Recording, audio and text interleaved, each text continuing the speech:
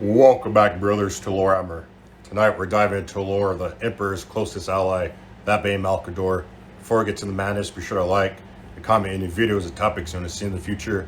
Be sure to subscribe for the Emperor. And I want to thank you guys for the support. I've been killing it.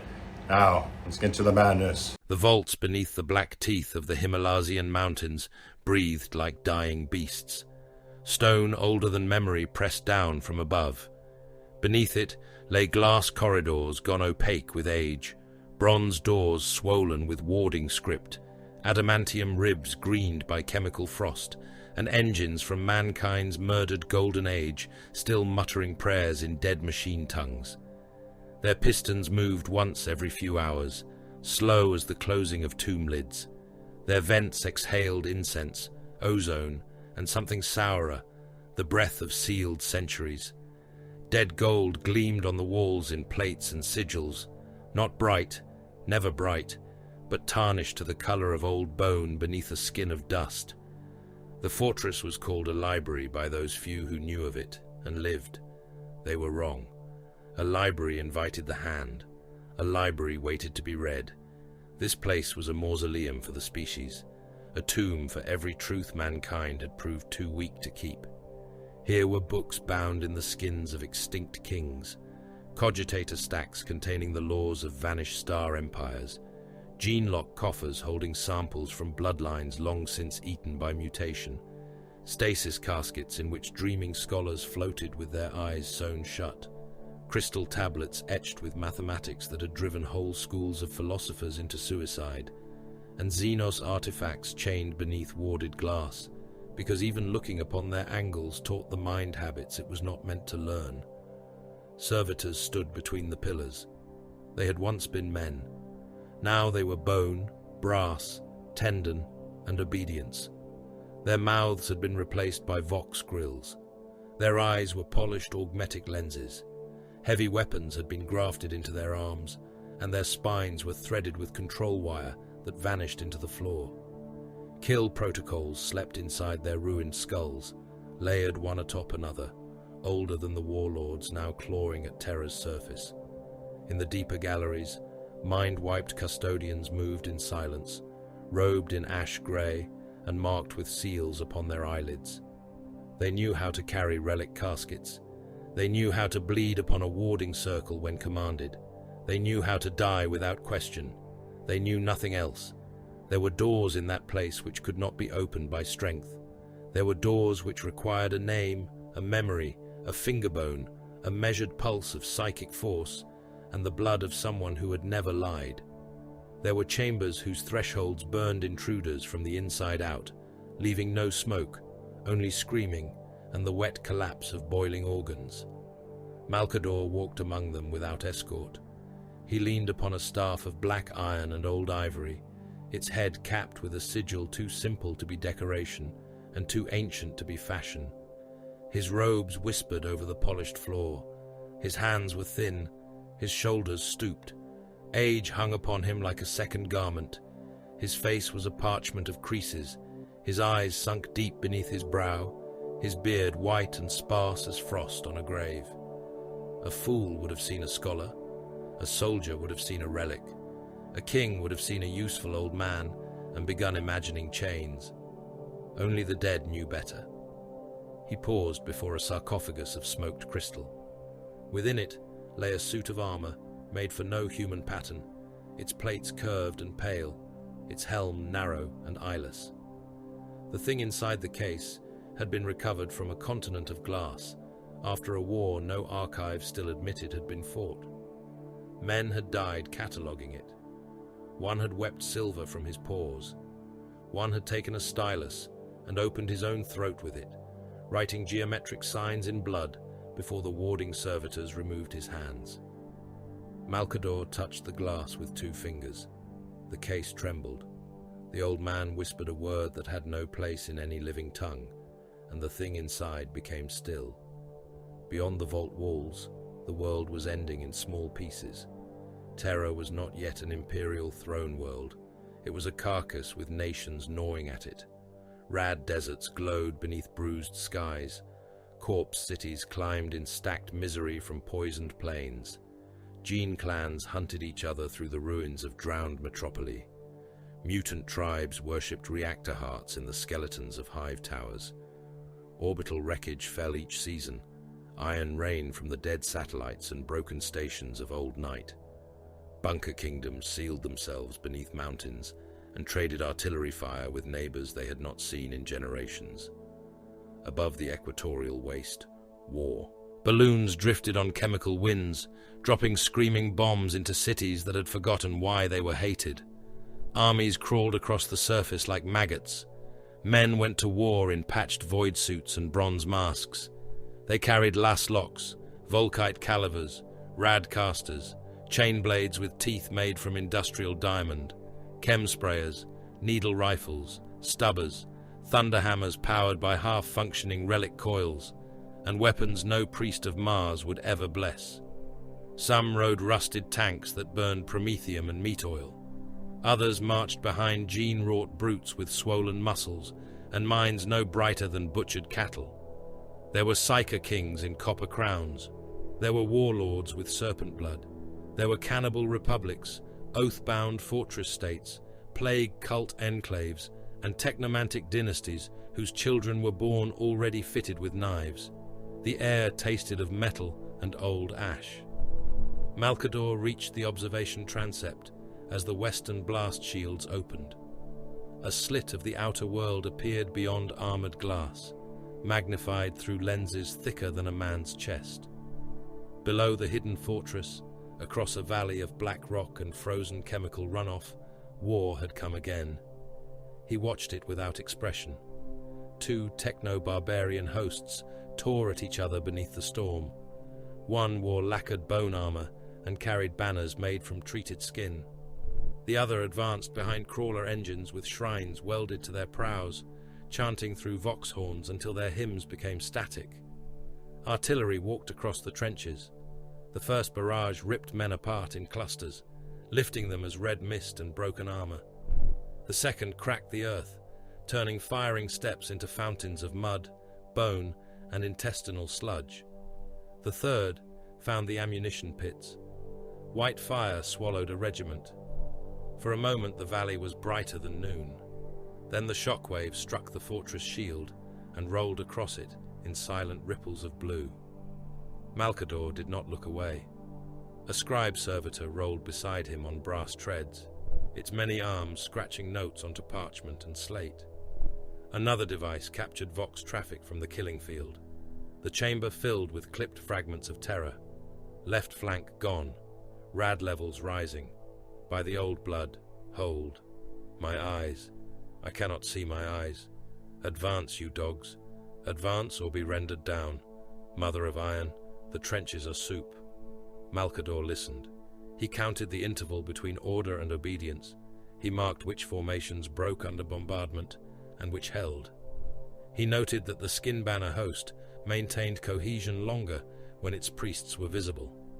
He noted that the crawler engine army wasted shells against already ruined positions because its forward observers had been blinded by chemical fog. He noted that starvation had thinned both forces. He noted that fear moved men more efficiently than loyalty, but only until fear became too large to fit inside the skull. A shell struck a command bunker. Through the magnification glass, MALCADOR watched men burst from it burning. One stumbled forward without arms. Another dragged half a body whose spine trailed behind him like cable. A third clawed at his own helm until he pulled it free, taking most of his face with it. The air outside boiled with rad snow and blood steam. 10,000 dead by sunset, perhaps more. A waste judged crudely, an education judged properly. To MALCADOR, slaughter was not chaos. It was arithmetic written in flesh. Every battlefield confessed. Every corpse answered a question. How much hunger before men ate discipline? How much terror before command became myth? How many officers must die before a host became an animal? How many animals could be aimed before they became an army? Behind him, a door opened with the sound of ancient locks, accepting a greater authority than their maker. Every kill servitor in the chamber awoke. Weapons came up. Rotary barrels spun. Targeting lenses burned crimson. Under the floor, ward engines stirred, tasting the soul of the intruder and finding no measurement equal to it. Psychic sigils ignited along the walls, one by one, then guttered as though ashamed. MALCADOR did not turn at once. The man who entered wore armor without ornament, dark from travel and battle dust. No crown rested on his head. No halo had yet been hammered into the minds of men by artists and priests. His blade was sheathed. His face was human, and not human at all. The chamber seemed to narrow around him. The machines breathed faster. The servitors froze, their weapon spirits caught between command and terror. He carried himself like a warlord. He felt like a verdict. MALCADOR watched the battlefield a moment longer, then spoke. You have come through 3 outer wards, 5 gene-sealed approaches, and a memory gate that killed the last 8 men who attempted it. The armored man looked at the vaults, the chained relics, the weapons aimed at him, the old scholar before the glass. Yes, you were not invited. No, then you are either very arrogant or very necessary. The man's eyes met his reflection in the glass. I am both. A faint smile touched MALCADOR's mouth. It died before it became warmth. Outside, another line of trenches vanished under shell fire. You are the warlord from the east.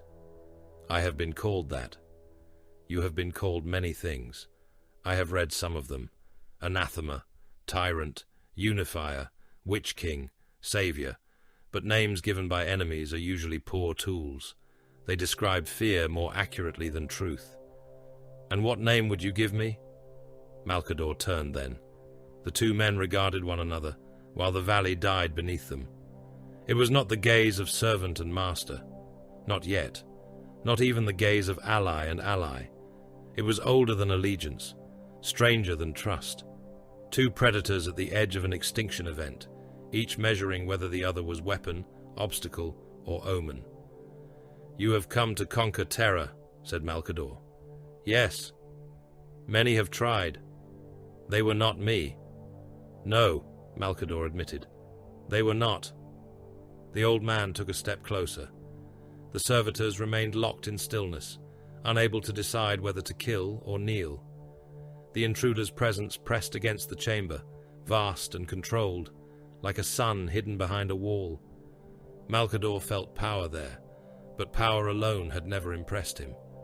Terror was filthy with powerful men, psychers who could burst hearts with a thought, gene kings who could crush skulls in one hand, warlords who had killed cities because their dreams soured before waking. This one was different. This one did not merely want victory. He wanted sequence, structure, continuity. He had the terrifying patience of a being willing to build across centuries and butcher across hours. MALCADOR sensed the shape of him, not fully, never fully, but enough.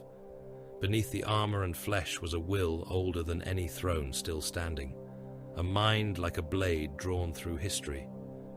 You know what I guard, MALCADOR said. I know enough. No, you know that I have things you need. Archives, weapons, gene records, cartographs from before the fall, Psychana treatises, cultural matrices, relic engines, histories no warlord has read because no warlord ever cared about what came after conquest. The man said nothing. MALCADOR leaned harder upon his staff. This fortress is not a prize to be seized. If your armies breach the lower vaults, half the mountain will burn white.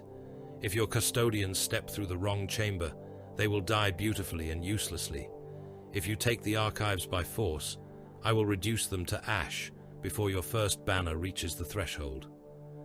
Then why have you not done so already? Because you did not bring an army to my door.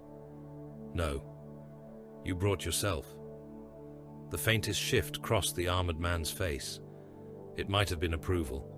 It might have been nothing. I need what you have preserved, he said. Yes, mankind needs it. Do not dress appetite in species colors.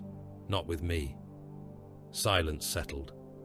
Then the warlord smiled. and for the first time the chamber seemed colder.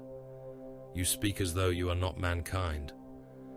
"I speak as one who has watched mankind eat its own achievements and call the feast destiny."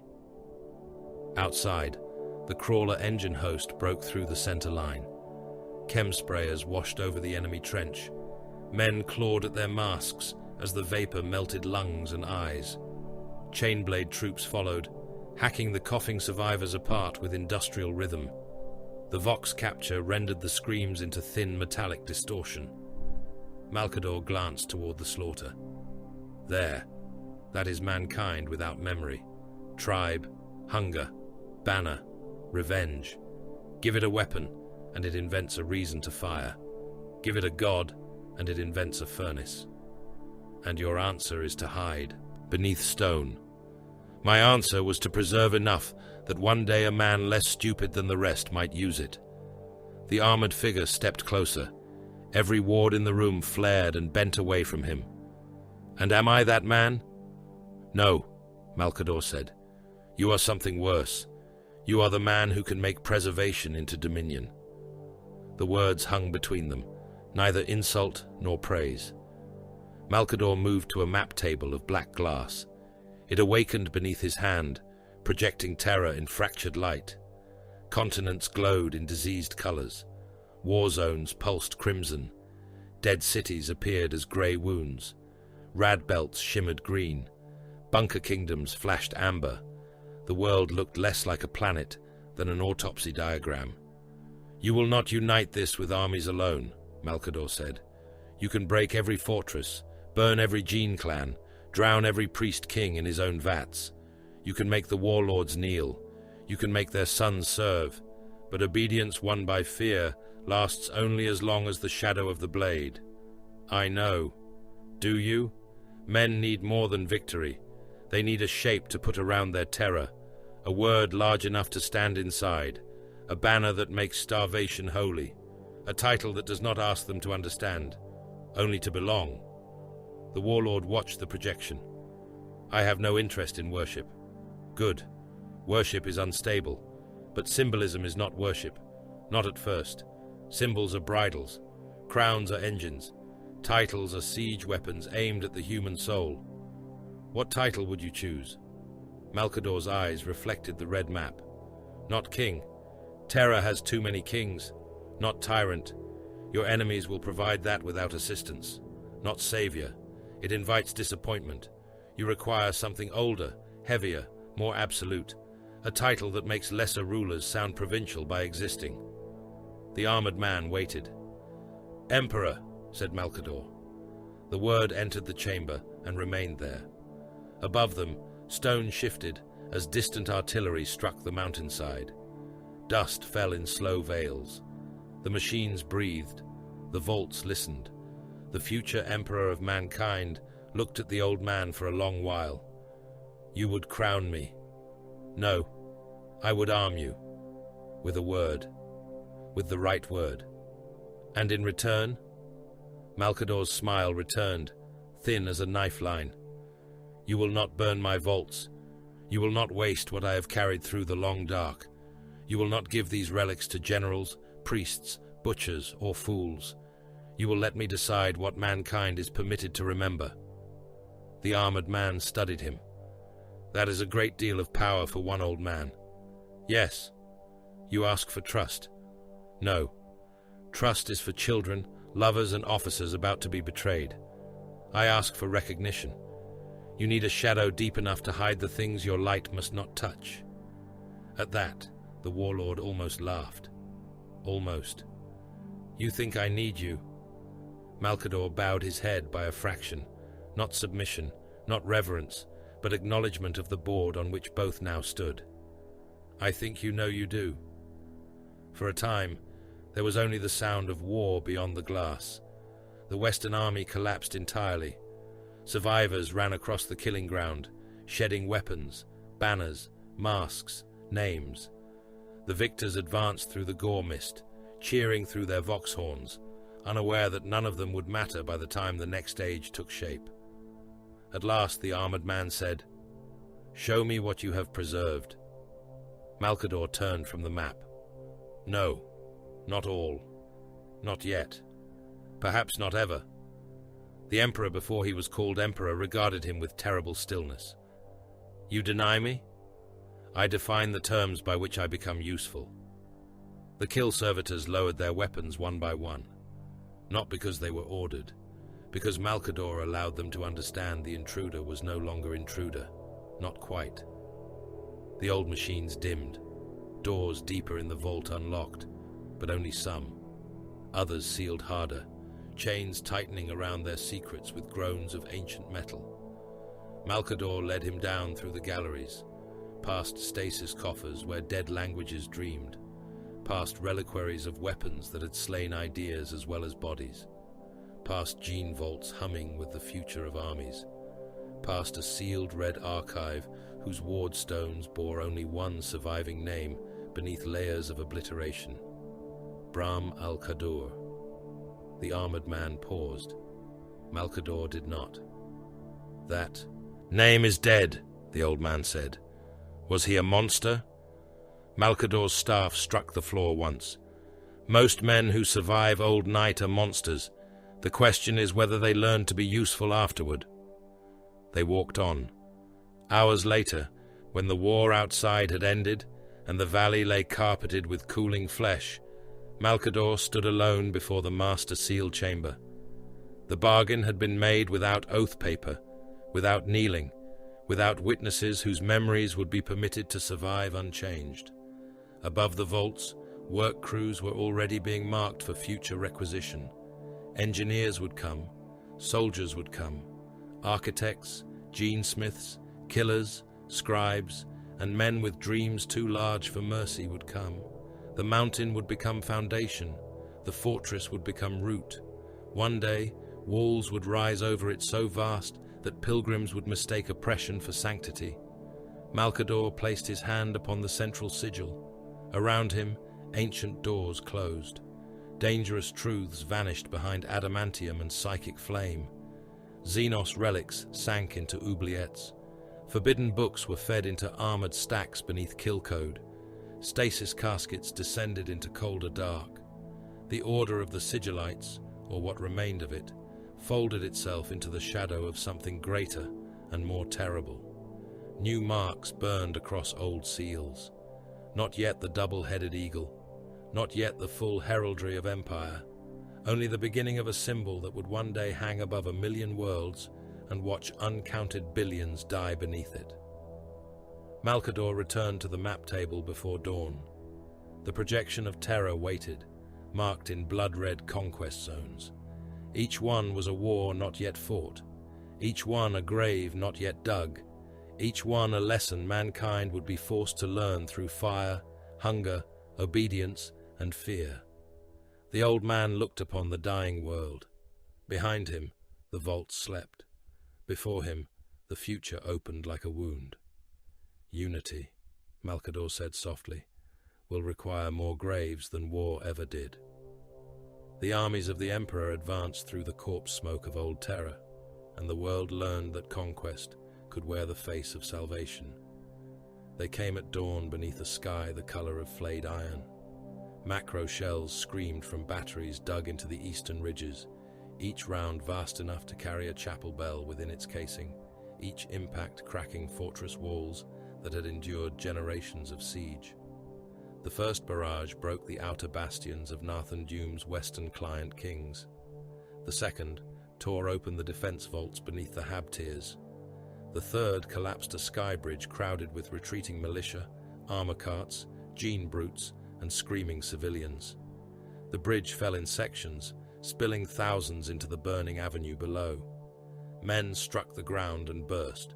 Tanks overturned in mid-air, treads spinning uselessly, before they smashed into the rubble and detonated in white promethium blossoms. Thunder warriors went in after the guns. They did not advance like men. They advanced like judgment with pulse hammers and lightning blades, huge in their slab armor, helms carved into brutal masks, shoulders painted with the marks of battles already being erased from record. Las locks flashed against them. Stubber fire sparked from their breastplates. Rad beams washed over them in sick green light. They staggered, laughed, bled through their joints, and kept coming. When they reached the barricades, they reduced them to wet labor. One seized a defender by the spine and tore him backward through a firing slit. Another smashed a tower shield line apart with his hammer, pulping the men behind it so thoroughly that their armor plates filled with red paste. Behind them came the Gene Bulk infantry, ugly and obedient, their muscles swollen beneath flak harnesses, their skulls tattooed with numbers that meant nothing to them and everything to the logisticians who owned their lives. They dragged heavy mortars through ash drifts. They pushed shield rams over carpets of dead. They sang in broken low Gothic, not because they understood the words, but because rhythm made them march. Then came the first of the new warriors. Not yet the angels of later remembrance. Not yet legions clad in heraldry and myth. They moved in dark plate without ornament, bolters braced, chain blades mag locked to their thighs, eyes glowing through unadorned helms. Early legiones Astartes, made cleaner than the Thunder Warriors, made to endure beyond the conquest of a single world. They fired as they walked, each bolt struck with a sharp, final thunderclap, punching into flesh and bursting within. Men vanished in red snaps of pressure, limbs spun away, chest cavities opened like butchered fruit. The custodians were fewer. They were enough. They came where the killing mattered most, gold in the poisoned fog, guardian spears cutting through armored tyrant guards, their movements too precise to be called fury. Where Thunder Warriors broke, custodians ended. Where the legions advanced, custodians judged the path. They did not shout. They did not boast. They moved as extensions of one will, and every stroke made a corpse. The armies of the Emperor crossed the city by noon. By dusk, bodies were being bulldozed into shell trenches to form roads for the next wave of armor. MALCADOR watched from a command gallery raised above the western kill zone, wrapped in grey robes, one thin hand resting on his staff. Around him, remembrances did not yet exist to soften horror into grand narrative. Only scribes stood with him, and cipher clerks, and Gene tallymen, and servo skulls carrying ink needles, red seals, parchment scrolls, data slates, blood sample vials, and execution warrants. The old man did not command the artillery. He did not order the Thunder Warriors into the breach. He did not direct the custodians to their decisive targets. That was not his war. His war was quieter. A clerk approached and bowed until his forehead nearly touched the iron grating. The Celtic line has sued for terms, Lord. Composition: 3 fortress clans, 2 bonded manufactoria, 7,000 fighting retainers, unknown labor population. Their upper bloodline carries engineered adrenal instability. Their machine priests preserve fragments of rad shielding manufacture. Their patriarch requests hereditary governorship under imperial oversight. Denied, MALCADOR said. The clerk marked the slate. The bloodline, Lord? Sterilize the ruling strain. Remove all children under the age of 7 for reclassification and education. Execute the patriarch, his brothers, his oath sons, and every household guard who bore arms after the second surrender horn. Preserve the machine priests. Separate them before they can confer. Kill any who speak of covenant rights. The clerk's stylus moved. The labor population? Inventory. Feed the skilled. Relocate the unskilled to road clearing. Those with radiation scarring beyond productive threshold go to corpse processing. The clerk bowed again and withdrew. Another took his place. The Ashen Vey have offered their gene vaults for clemency. Useful? Possibly. Their flesh stocks resisted the northern pox storms for 6 generations. Absorb the scientists. Burn the breeding chambers. Publicly. Let the other clans understand that gifts offered late are not payment. They are salvage. As you command. MALCADOR looked back to the city. Fires crawled through the lower habs. In the avenues, imperial troops dragged survivors into sorting lines. Those who could work were marked with black ink. Those who could fight were bound and transported. Those who carried mutation were taken behind screens. The screams from behind those screens were brief when the crews were efficient. Survival under the Emperor did not mean freedom, it meant classification. A shadow in gold approached without announcement.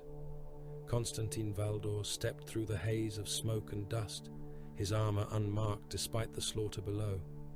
Blood steamed along the blade of his guardian spear, but none of it was his. His pale hair was bound severely. His face held the serenity of a weapon that knew the hand which held it. "Lord Sigillite," Valdor said, "Captain General. The breach is secure. The western citadel has fallen. The Emperor advances on the inner manufactorum. Then the warlord within has very little time to remain foolish." Valdor looked across the sorting pens below. Men knelt in rows. Servo skulls scanned their eyes. Scribes took names. Gene augurs sampled blood. Armed troopers stood ready behind them, las muzzles lowered toward the backs of skulls. "You move swiftly behind the spearhead." "I must. Armies make corpses. Someone must decide what the corpses purchased." Valdor's eyes did not shift. "You have ordered 3 dynastic erasures in the last hour. 4. The 4th surrendered before breach. The 4th would have rebelled before winter. You know this. I know men. That is not the same thing." "No," MALCADOR said, watching a line of prisoners flinch as execution engines activated nearby. "It is more reliable." For a moment, the two stood in the stale heat of the gallery. Below them, a thunder warrior tore open a bunker hatch with both hands, while infantry poured flame into the darkness beneath. Something inside shrieked, not human, not holy beast. A chem tank rolled past, its treads grinding bones into the avenue. Valdor spoke again. "The Emperor values your service. He values utility. He values loyalty. Loyalty is only useful after it has survived temptation." Valdor turned his head then, fractionally. "You speak as though loyalty is a disease." "No, I speak as though it is a crop. It grows where conditions permit. It dies when neglected. It mutates when fed lies. It must be cut before rot spreads. You make men into inventories, and you make them into enemies and corpses. Do not sneer at ledgers, Constantine. Ledgers will feed your wars when valor has emptied its stomach." Valdor's expression remained unchanged, but something colder moved behind his eyes. "You are necessary," he said. "Many terrible things are." An alarm began to howl from the inner manufactorum. Not a common alarm, not the crude wail of a breached door or an ammunition fire. This sound folded in on itself, rising and falling in patterns that made the scribes clutch their heads. Several vomited. One servo skull cracked down its center and dropped from the air, its anti-grav suspensor whining as it died. Valdor lifted his spear. MALCADOR closed his eyes. "Psychana rupture," the old man said. The manufactorum gates exploded outward. Men came running from the smoke with their armor aflame and their shadows crawling in the wrong direction. Behind them, the vast forge hall opened into darkness, although no roof had fallen. The air within bent like heated glass. Shapes moved through the distortion, long-limbed, eyeless, wet with warp light. The Witch King of the inner city had chosen ruin over surrender. His followers gathered around him on the central gantry, their flesh pierced with copper nails and memory wires. They chanted his war name. Their voices joined through the psychic link he had burned into their brains. The Witch King himself hovered above a ring of dead machines, his body armored in plates of blackened brass, his crown a cage of living fingers. Blood ran upward from the corpses beneath him, feeding the gate he had torn open inside reality. The first Imperial squad to enter the hall died badly. Their skin burst into feathers of raw meat. Their bones bent backward, their eyes ignited in their skulls. One tried to fire his lashlock and shot himself through the throat when his hands turned against him. The warp-fed horrors fell upon the rest, opening rib cages, crawling into mouths, wearing men like torn robes. Valdor moved, custodians followed. Malcador raised one hand. "Wait." Valdor stopped, but only because the Emperor had taught him restraint, where lesser men understood only obedience. "That breach widens," Valdor said. "Delay serves the enemy." "No, rage serves him. So does fear. So does the glorious certainty of sharp blades." The Witch King's laughter rolled out through the forge. It became the voices of dead children, then the crackle of burning parchment, then the wet sound of meat being pulled apart. Malcador walked forward. A warlord's surviving bodyguard saw him through the smoke. They were huge men in scale armor, faces hidden behind hooked helms, armed with Volkite carbines and needle weapons taken from some buried arsenal of the Dark Age. Their commander shouted. They fired. The Volkite beams struck Malcador's kine shield and broke into harmless glare. Needles shrieked through the air and flattened against nothing a finger's width from his skin. The old man did not flinch. He did not quicken his pace. His staff tapped once, then again, against the blood-slick floor. The bodyguards kept firing until their weapons overheated. Malcador looked at them. One lowered his carbine. The others did not. "Catalogue them," Malcador said to the scribe servitor rolling behind him. 3 for integration, 9 for execution, 1 for interrogation until death. The servitor clicked and recorded. Then Malcador faced the Witch King. The thing on the gantry laughed louder. "Old worm," it called, voice amplified by the minds of its followers.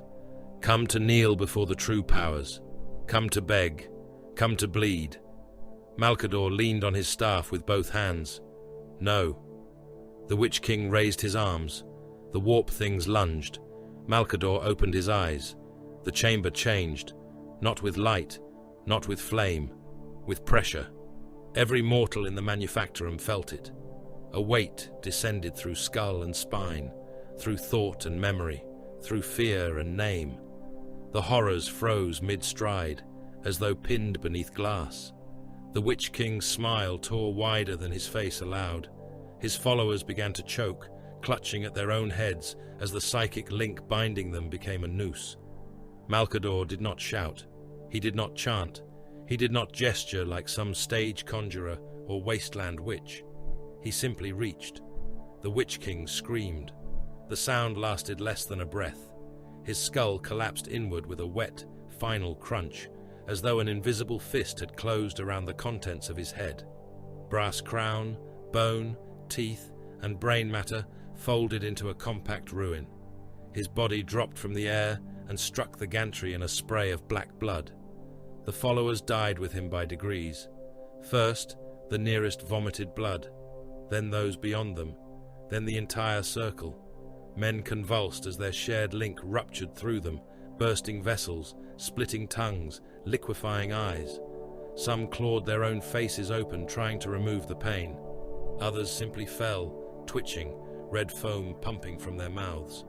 The warp breach shuddered. Malcador struck the floor once with his staff. The breach closed like a wound cauterized by winter. The horrors left behind came apart, flesh turning to smoke, smoke turning to greasy rain that pattered down on corpses and cooling machines. Silence entered the manufactorum. Valdor watched Malcador from the gate.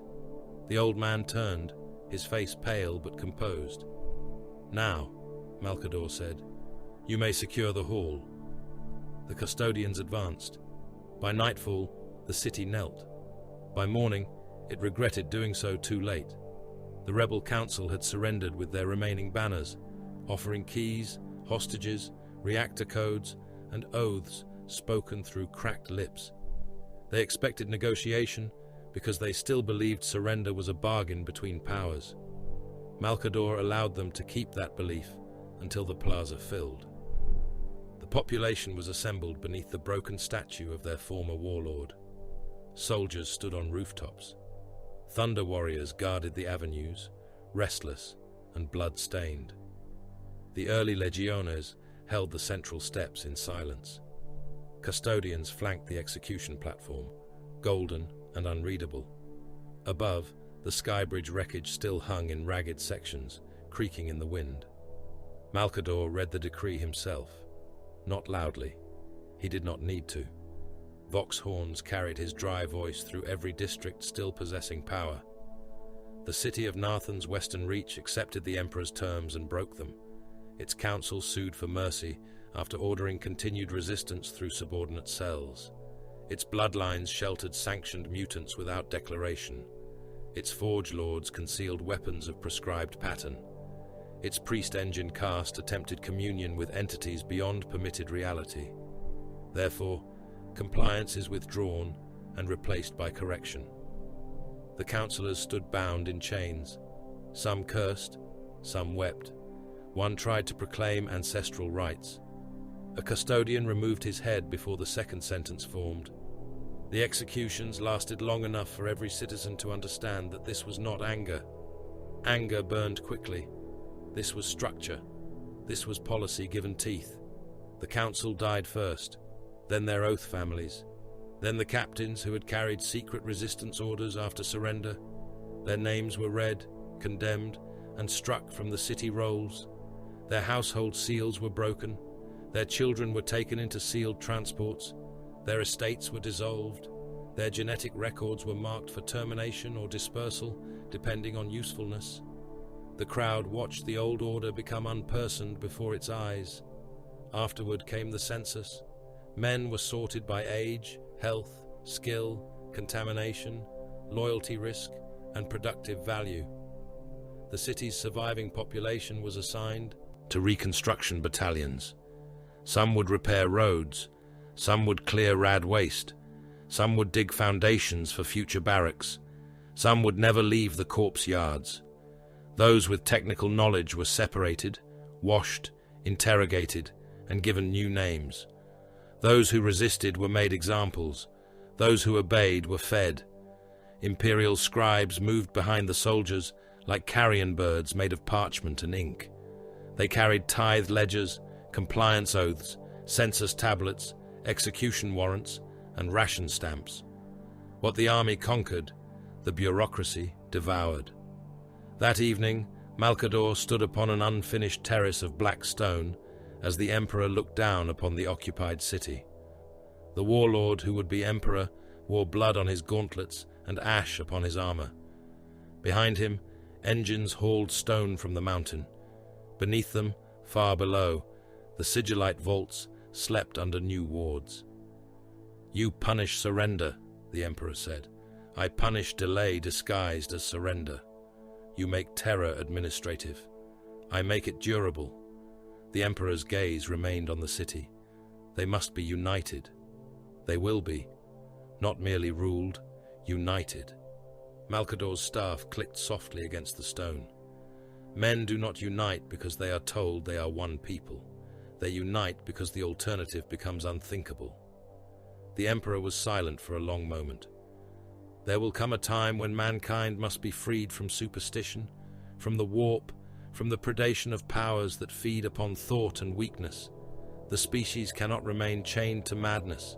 I will build a road beyond it, a way between stars that does not pass through hell. The webway. The Emperor looked at him then. "You know much. I preserve much. There is a difference. I will starve the enemy." MALCADOR's face became older in the firelight. "You will try. I will succeed. Perhaps. But while you build roads through impossible realms, men will still fear the dark. They will still beg for meanings larger than hunger. They will still kneel before banners, bones, saints, monsters, and lies. Remove one god, and they will paint another on the nearest wall. I will not be worshipped. No, MALCADOR said, you will be obeyed, and one day men too afraid to understand the difference will call that obedience faith. The Emperor turned away. You counsel surrender to weakness. I counsel memory. I counsel using the shape of the human soul rather than pretending it is made otherwise.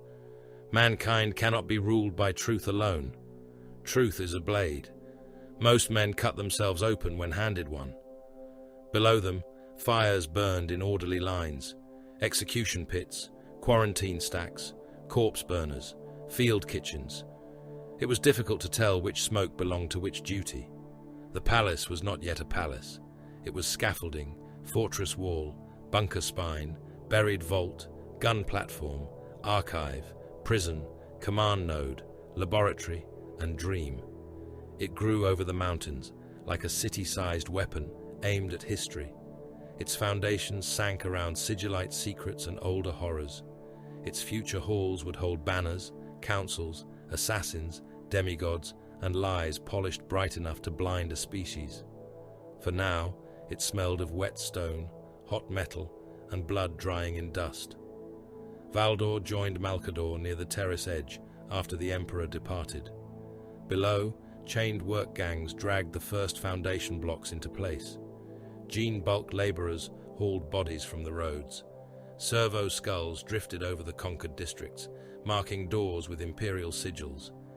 Every mark meant a ration, a search, a conscription, an execution, or a life remade into function. "You spoke boldly," Valdor said. "I usually do." To him, especially to him. Valdor watched the city. The war will continue west. Yes. The Pan-Pacific tyrants are mobilizing. The Indonesic blocs have armed their gene reserves. The northern Rad kings are moving weapons from buried silos. Good. Good. Resistance clarifies. It reveals what must be killed, what must be preserved, and what must be taught to kneel. Valdor's golden armor caught the furnace light. His voice remained even. "You sound less like a servant of unity than its jailer." MALCADOR looked out over Terra's wounded horizon, where fortress fires glowed like infection beneath the cloud cover. "The Emperor conquers." "Terra," he said. "I will teach Terra to remember that conquest as salvation." The palace began as a wound in the mountains. It spread across the Himalaysian spine in scaffolds of black iron, in adamantium ribs hauled by chained labor cohorts, in excavation shafts driven so deep that the air came up hot and bitter from the underworld. Old fortresses were swallowed first. Their banners were burned, their gatehouses broken, their dynastic crypts emptied and reused as munition vaults. Then went the laboratories of conquered gene lords, the reactor shrines of bunker kings, the arsenals of dead tyrants, the signal towers of mountain clans that had once believed height made them untouchable. The palace consumed them all. It was not yet beautiful. Beauty would come later, hammered into stone by slaves, artisans, remembrancers, and liars. Now it was a continent of labor and violence. Void shield anchors rose from the bedrock like the bones of buried gods. Defense laser housings were carved into ridgelines, their barrels shrouded in oilcloth and ward chains until the mechanicum could coax their machine spirits into obedience. Gene vaults were sunk beneath basalt plates and guarded by kill codes no mortal clerk would ever fully know. Astropathic chambers were lined with lead, silver, and psycho-reactive crystal, though most of the psychers brought to test them died screaming blood from their eyes before the walls learned how to hold their terror. Forbidden tunnels ran beneath everything, some older than the first conquest banners, some newly cut by servitor claws, some sealed immediately after their creation, because even the workers who dug them had heard things breathing in the dark. Millions labored, thousands died. Their names were entered, misspelled, duplicated, lost, corrected, and eventually rendered irrelevant. A block slipped from a suspensor crane and crushed an entire work gang into red mud. A plasma conduit ruptured beneath the northern terrace and cooked 300 men inside their own flak coats. A warding circle was painted 1 finger width out of alignment in a sub-level archive, and every laborer within 9 chambers turned inside out, intestines spilling from mouths, eyes hanging on strings of optic nerve, their final screams trapped in the stone until MALCADOR ordered the masonry removed and buried beneath salt. On the western face, a sky ramp collapsed under the weight of macro cannon shells, spilling ammunition carts and bonded workers down a cliffside in a rain of iron and meat. The palace rose anyway. MALCADOR walked its unfinished arteries with scribes at his back. He wore grey robes stained by dust and ink. His staff clicked against temporary decking, laid over pits that descended into darkness. Around him moved cipher clerks, oath-binders, seal-bearers, gene auditors, tithe masters, memory excisers, and silent men with blank faces who carried knives inside their sleeves. They followed him with the reverence soldiers gave artillery. Not love, not trust. Reverence born from the knowledge that a mark of his hand could alter the fate of nations. He created offices as other men created fortresses. The office of seal authority occupied a former execution hall whose drains still clogged with ancient fat.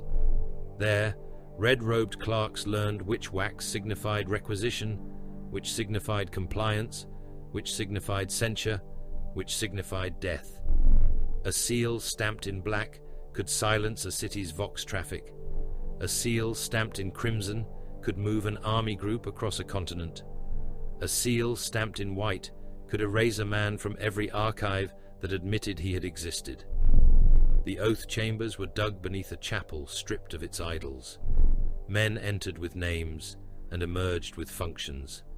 Governors, forge deputies, militia captains, water barons, cartograph masters, and surrendered princes placed their hands upon gene-locked lecterns and swore service to the emperor's unity. The floor drank their blood. The walls recorded their voices. Above them hung servo skulls fitted with truth augers. Those whose pulse betrayed intent were removed through a side door and did not return. The memory vaults were quieter. There, MALCADOR stored not objects, but permission. Histories were rewritten, divided, sealed, or killed. The true account of a massacre went into black archive. The useful account went into public instruction.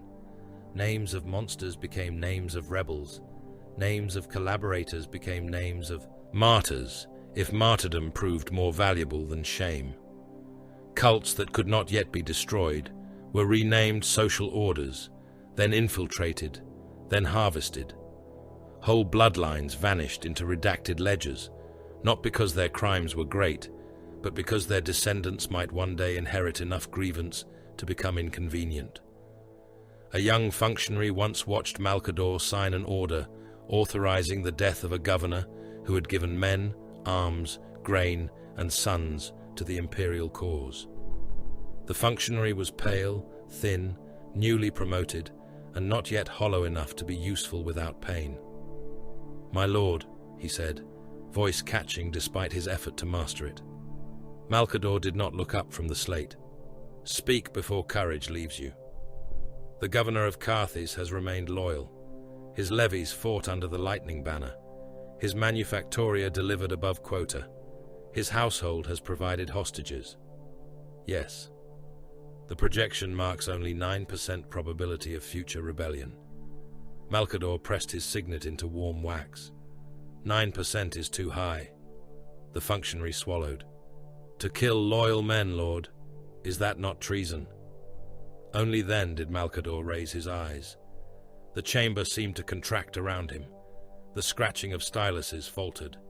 Servo skulls hovered in sudden stillness. "Treason is failure against the future," MALCADOR said. "Loyalty is irrelevant if it dies too late." The functionary bowed, trembling. The order went out before sunset. By dawn, Carthage had a new governor. The old governor had no grave, and the official history recorded a fever of the lungs. The Adeptus Administratum was not born monstrous. That was the horror of it. It began as reason. Terror had to be counted. Grain had to move before armies starved. Ammunition had to be marked by caliber, forge, reliability, and battlefield destination. Bloodlines had to be tracked. Mutations had to be measured. Psychers had to be catalogued before they burned holes in reality. Water had to be rationed. Roads had to be assigned. Prisoners had to be converted into labor, labor into structure, structure into command, command into conquest. Reason multiplied. Every answer birthed 3 offices. Every office required seals. Every seal required witnesses. Every witness required records. Every record required verification, duplication, storage, armed protection, and rules for destruction. Scribes bred like mold in the damp spaces behind power. They filled vaults with ledgers and corridors with whispered authority.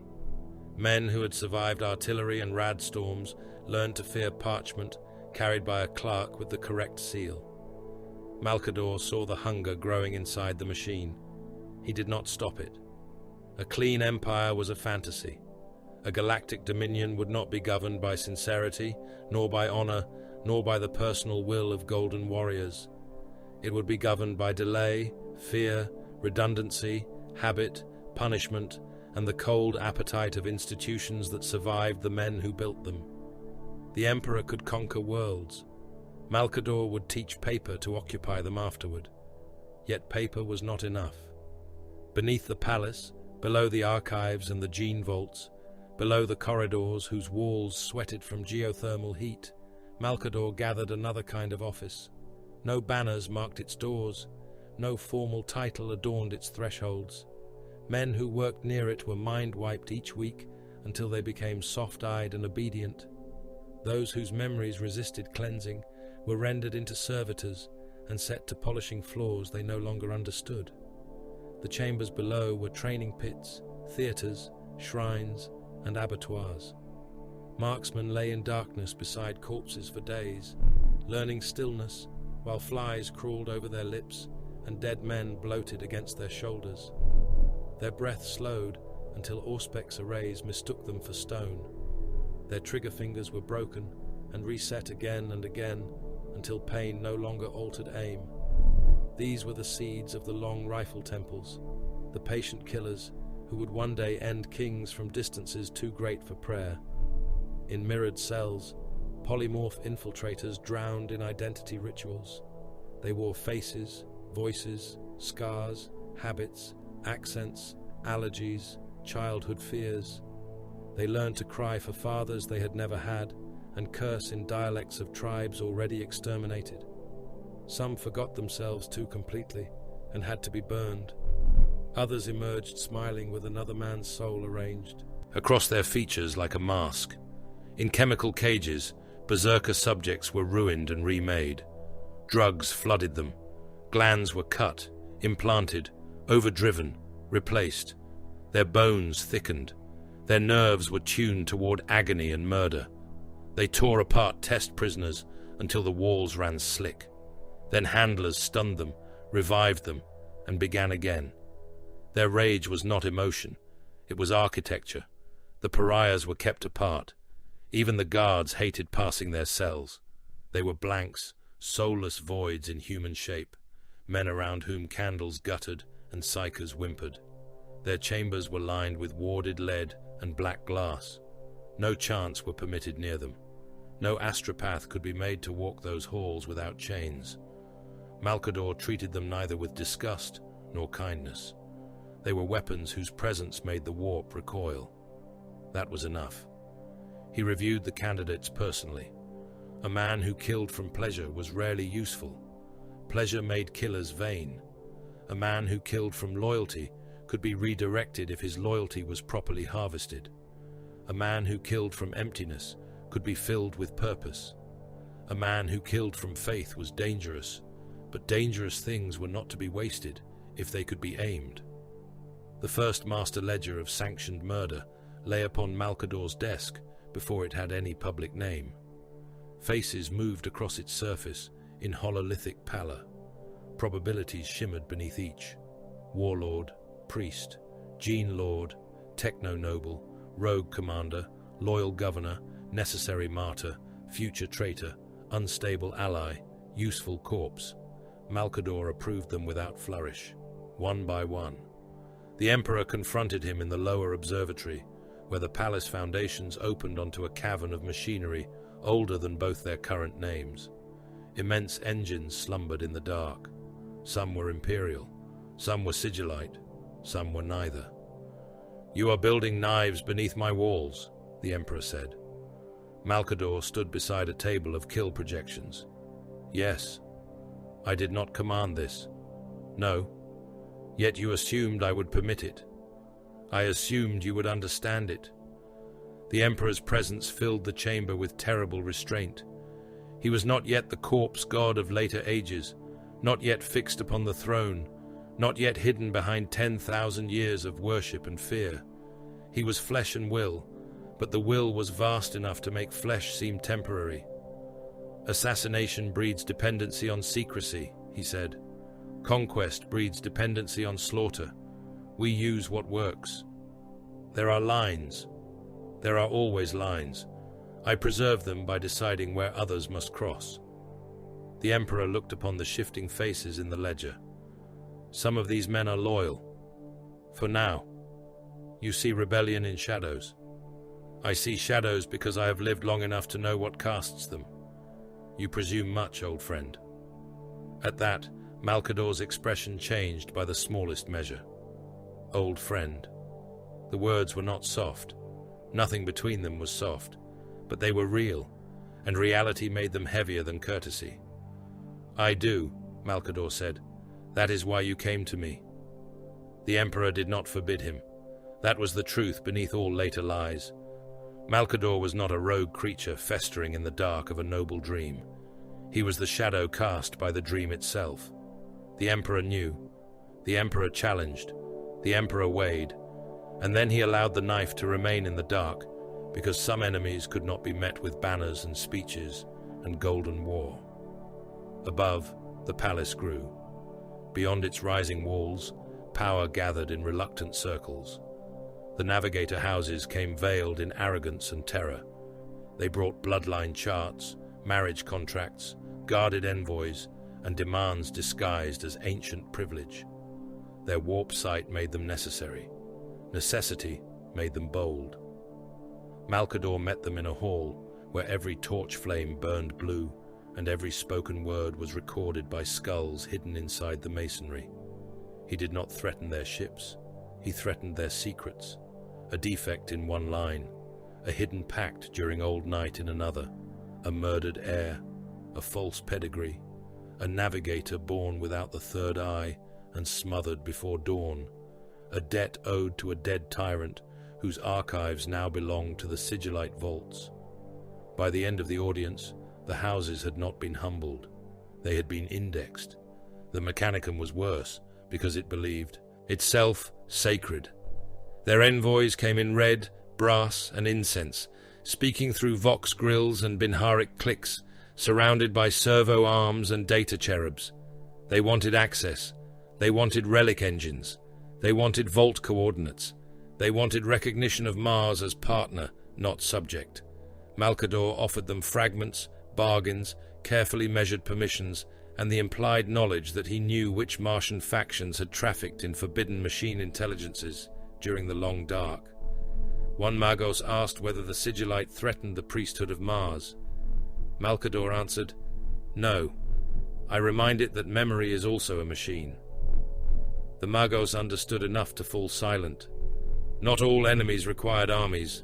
Some required only the correct archive opened at the correct hour. The techno-noble died in his cathedral 3 nights later. He had ruled a manufacturing principality on the southern approaches, too useful to bombard and too proud to kneel properly. He had given the Emperor tribute, sworn compliance, and continued to fund rad cult cells through intermediaries. His cathedral was sealed beneath layered void shields. Gene ogres guarded each gate, their shoulders plated in iron, their mouths sewn shut around injector tubes. Rad cult bodyguards slept in shifts around his sanctum, skin blistered from devotional exposure, weapons loaded with isotope shells. The nave floor was pressure-trapped. The altar possessed a conversion field. His private chamber was locked behind 7 doors, and a choir of machine spirits trained to scream at unauthorized heat signatures. No army entered, no banner flew. At the 2nd hour after midnight, a kitchen servitor paused for 3 seconds beside a drainage column. A needle smaller than an eyelash entered the waste flow. At the 3rd hour, a rad cult guard saw his dead brother walking between the pews and left his post weeping. At the 4th, a gene ogre tore open 3 of its own handlers, after a control scent triggered memories implanted during its vat growth. At the 5th, the cathedral's void shield remained active, but every internal Vox channel began repeating the noble's private confessions in his own voice. By dawn, the doors opened from within. The techno-noble was found kneeling before an imperial compliance decree laid upon his altar. His robes were arranged with ceremonial care. His hands were folded. His throat had been opened from ear to ear so deeply that the blade had kissed the spine. Blood had run down the altar steps in black ropes and pooled around the stamped seal at his knees. No assassin was found. The official record named the death a devotional suicide following recognition of imperial truth. MALCADOR read the report once. "Acceptable," he said. He sealed it in the first master assassination ledger with his personal sigil. The wax cooled beneath his thumb. Around him, the hidden offices of the palace breathed in ink, blood, silence, and obedience. Above him, towers climbed into poisoned cloud. Below him, killers trained in the dark. Beyond him, terror bent toward unity, one signature, one execution, one buried truth at a time. MALCADOR closed the ledger. "One day," he whispered, "the Imperium will pretend it was built by heroes." The Thunder Warriors were dying before terror was fully conquered. They died loudly, as they had lived, in ruins, in barracks, in victory feasts, where their hands shook too violently to lift cups, in medici pits, where their hearts burst against reinforced ribs and their blood boiled black through their noses. Some died in battle with laughter hammering through their vox grills, dragging enemy champions apart, even as their own organs failed. Others killed their handlers when the headaches came, crushing surgeons, tearing apart restraint frames, biting through plasteel straps, while their muscles spasmed and their eyes filled with red. They had been made for unity, and unity had almost ended them. MALCADOR watched one die beneath the palace. The chamber had no windows. It did not need them. The walls were iron, the floor sloped toward drains, and the ceiling was crowded with restraint hooks, surgical cranes, lumen strips, and observation lenses. The warrior on the slab had once carried the lightning banner across 3 techno-barbarian citadels. His name had been carved on campaign stones before MALCADOR ordered the stones removed. He had stood twice the height of an ordinary man, broad as a tank, hatch, his skin patterned by old burns and graft scars. Now his limbs were chained at wrist, ankle, elbow, knee, throat, and spine. Even chained, he nearly broke the slab.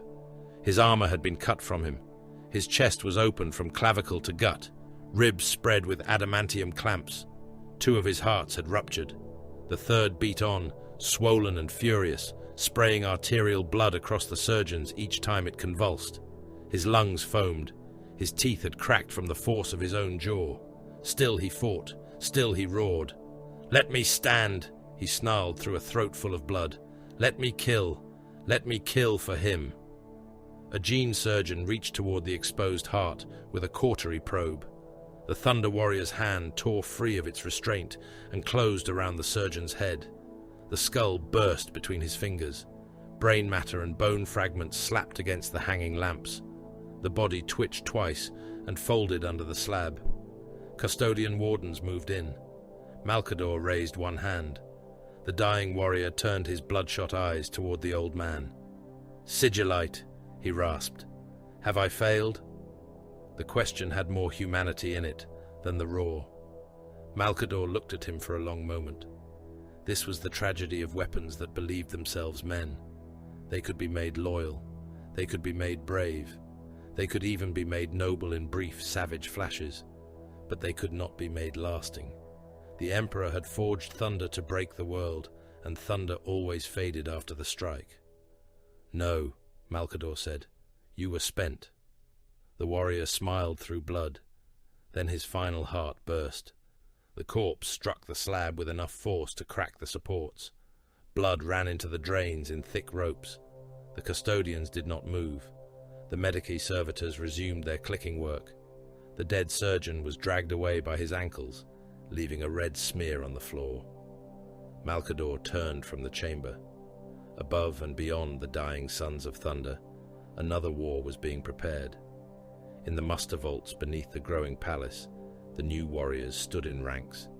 They wore black, grey, and gunmetal plate, unadorned by legion heraldry, unburdened yet by the myths that would one day devour them. Their armor was cleaner than the crude glory of the Thunder Warriors. Their bodies were more stable. Their minds were more disciplined. They did not twitch with imminent collapse. They did not roar unless ordered. They waited with the silence of execution engines. Bolters rested mag-locked across their breastplates. Combat blades hung at their hips, short, brutal, and wide enough to split a rib cage. Chainswords lined the weapon racks, their teeth oiled and awake, each one tested on slabs of vat-grown meat that steamed in the cold air. Volkite chargers sat in locked cradles, their ancient mechanisms humming with sun-hot spite. Flamers were stacked beside tanks of promethium, marked with hazard seals and prayer strips for machine compliance. Heavy bolters hung from gantries, feed belts coiled like metallic serpents. Boarding shields stood in rows, each slab thick enough to turn aside small arms fire and heavy enough to crush a normal man if dropped. Early land raiders growled in the lower bays, their engines idling like caged beasts. Their hulls were unpainted, their machine spirits newly bound, their assault ramps still marked by forged soot. Tech adepts crawled over them with incense burners and diagnostic needles. Gene bulk loaders pushed ammunition pallets into place. Servo arms lowered power packs into waiting sockets. The air smelled of sacred oils, hot metal, and raw aggression. The Legiones Astartes looked nothing like saviors. They looked like murder, given discipline. MALCADOR observed them from a high gantry, with Valdor at his side. The Captain General stood in gold, spear grounded, his expression cut from pale stone. Below them, a squad of the new warriors performed breach drills against a mock fortress wall. Charges, smoke, shield advance, bolter fire, chain blade entry, target elimination. They moved with a precision the Thunder Warriors had never possessed. Where the older breed had been a storm, these were a doctrine. They will endure, Valdor said. They must, MALCADOR answered. You sound unconvinced. I am often unconvinced by things that bleed and obey. They are an improvement. Yes, a refined blade is still a blade. The hand that holds it matters. So does the name it. Is taught to answer. Valdor watched the warriors kill the last training servitors. The bolts detonated inside metal torsos, blowing meat-threaded machinery across the chamber. One warrior stepped through the debris and fired a second round into a twitching target, without awaiting instruction. The Emperor requires armies for the stars, Valdor said. The Emperor requires more than armies. He requires legends that can shoot. Valdor turned slightly. You disapprove? I understand. That is not an answer. It is the only answer worth trusting. Beyond the muster vaults lay laboratories no common soldier would ever enter, chambers whose existence would be denied by men who had personally guarded the doors. MALCADOR had walked those corridors only when permitted, and sometimes when permission had not been given, but was understood. He was not the maker of the greatest work, not as the Emperor was, not as the Genurites and bioalchemists were, yet he understood the shape of it, and the danger. The Primarch project was not merely science, it was dynasty disguised as weaponry. 20 sons, each a general wrought beyond the human measure, each a vessel for conquest, command, inspiration, and catastrophe. The Emperor saw necessary instruments, MALCADOR saw future kings. He saw rival courts formed around superhuman charisma. He saw warriors kneeling to blood before law. He saw soldiers confusing fatherhood with authority.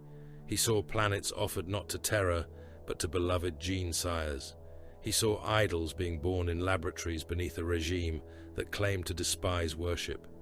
And then the storm came. The memory of it never left the lower vaults. There had been no ordinary alarm. The wards had screamed in colours. Astropaths had clawed their eyes out. Servitors had spoken in voices belonging to dead children. In the deepest chambers, reality folded around the gestation vaults and tore like wet cloth. MALCADOR arrived after the first psychic detonation, staff in hand, robes whipping in a wind that had no air in it. Gene adepts lay across the floor in pieces, their bodies rearranged by forces that hated form. One had been compressed into a sphere of bone and trembling meat, no larger than a fist. Another hung upside down from nothing, still alive, whispering equations until his tongue split down the middle. The capsules were gone, not broken, not emptied, gone. 20 vessels, 20 futures, 20 catastrophes taken from the Emperor's hand and cast beyond sight. For one rare moment, MALCADOR forgot to hide his fear. It showed in the angle of his mouth, in the whitening of his fingers around the staff, in the way he looked not at the dead, but at the absence. He could order cities sterilized. He could condemn loyal men because tomorrow made them inconvenient. He could watch 10,000 die and learn logistics from their screams. But the missing sons of the Emperor chilled him. Lost, he thought. Dead, perhaps. Or worse, alive beyond reach. The Emperor stood amid the ruin, untouched by blood, untouched by ash, terrible in stillness. Wards failed around him and reformed as though ashamed of their weakness. His gaze rested upon the empty vaults. "They are not dead," he said. MALCADOR looked at him. "You know this." "I know enough." "Where?" "Scattered." "By whom?" The Emperor did not answer, and the silence was more honest than any word. MALCADOR's face hardened again, layer by layer, as though the old man rebuilt himself in front of the ruin. "Then they will return changed." "Yes." "Raised by strangers, worshipped by savages, hated by tyrants, loved by soldiers, poisoned by whatever world finds them. You have not lost sons. You have lost control of the stories that will grow around them." The Emperor turned toward him. "I will find them."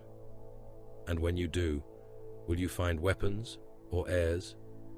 No answer came. Later, when the dead were burned and the chamber sealed beneath 7 layers of lies, Valdor found MALCADOR alone in a corridor lined with gene-locked doors. "Are the Primarchs necessary?" Valdor asked. MALCADOR looked older than he had that morning. "Necessity is often just disaster wearing ceremonial armor. The Emperor believes they are required. The Emperor believes many impossible things and is often correct. That does not make the consequences obedient. You do not trust them." "I have not met them." "That is not an answer. It is the fairest answer they will ever receive from me." Valdor's voice remained level. "They are his sons." MALCADOR's eyes moved to the sealed doors. "That is precisely the problem." When Sul finally opened beneath Imperial command, the first fleets left like iron scripture written across the void. Void ships the size of cities rose from orbital yards and lunar docks, their plasma drives igniting in silent blue fury against the black. Battleships bore lance batteries, macro cannon decks, torpedo bays, armored prows, and names chosen to terrify worlds that had not yet heard them. Troop transports carried millions in stasis holds, barrack decks, and coffin racks. Mechanicum arc ships drifted among them like moving cathedrals of red iron, carrying titans disassembled in sanctified cradles, night suits locked in ritual harnesses, Skitarii cohorts, forge adepts, and machine priests chanting Binharic hymns to engines older than obedience. Army groups mustered beneath banners newly standardized by MALCADOR's offices. Compliance officers carried oath scrolls.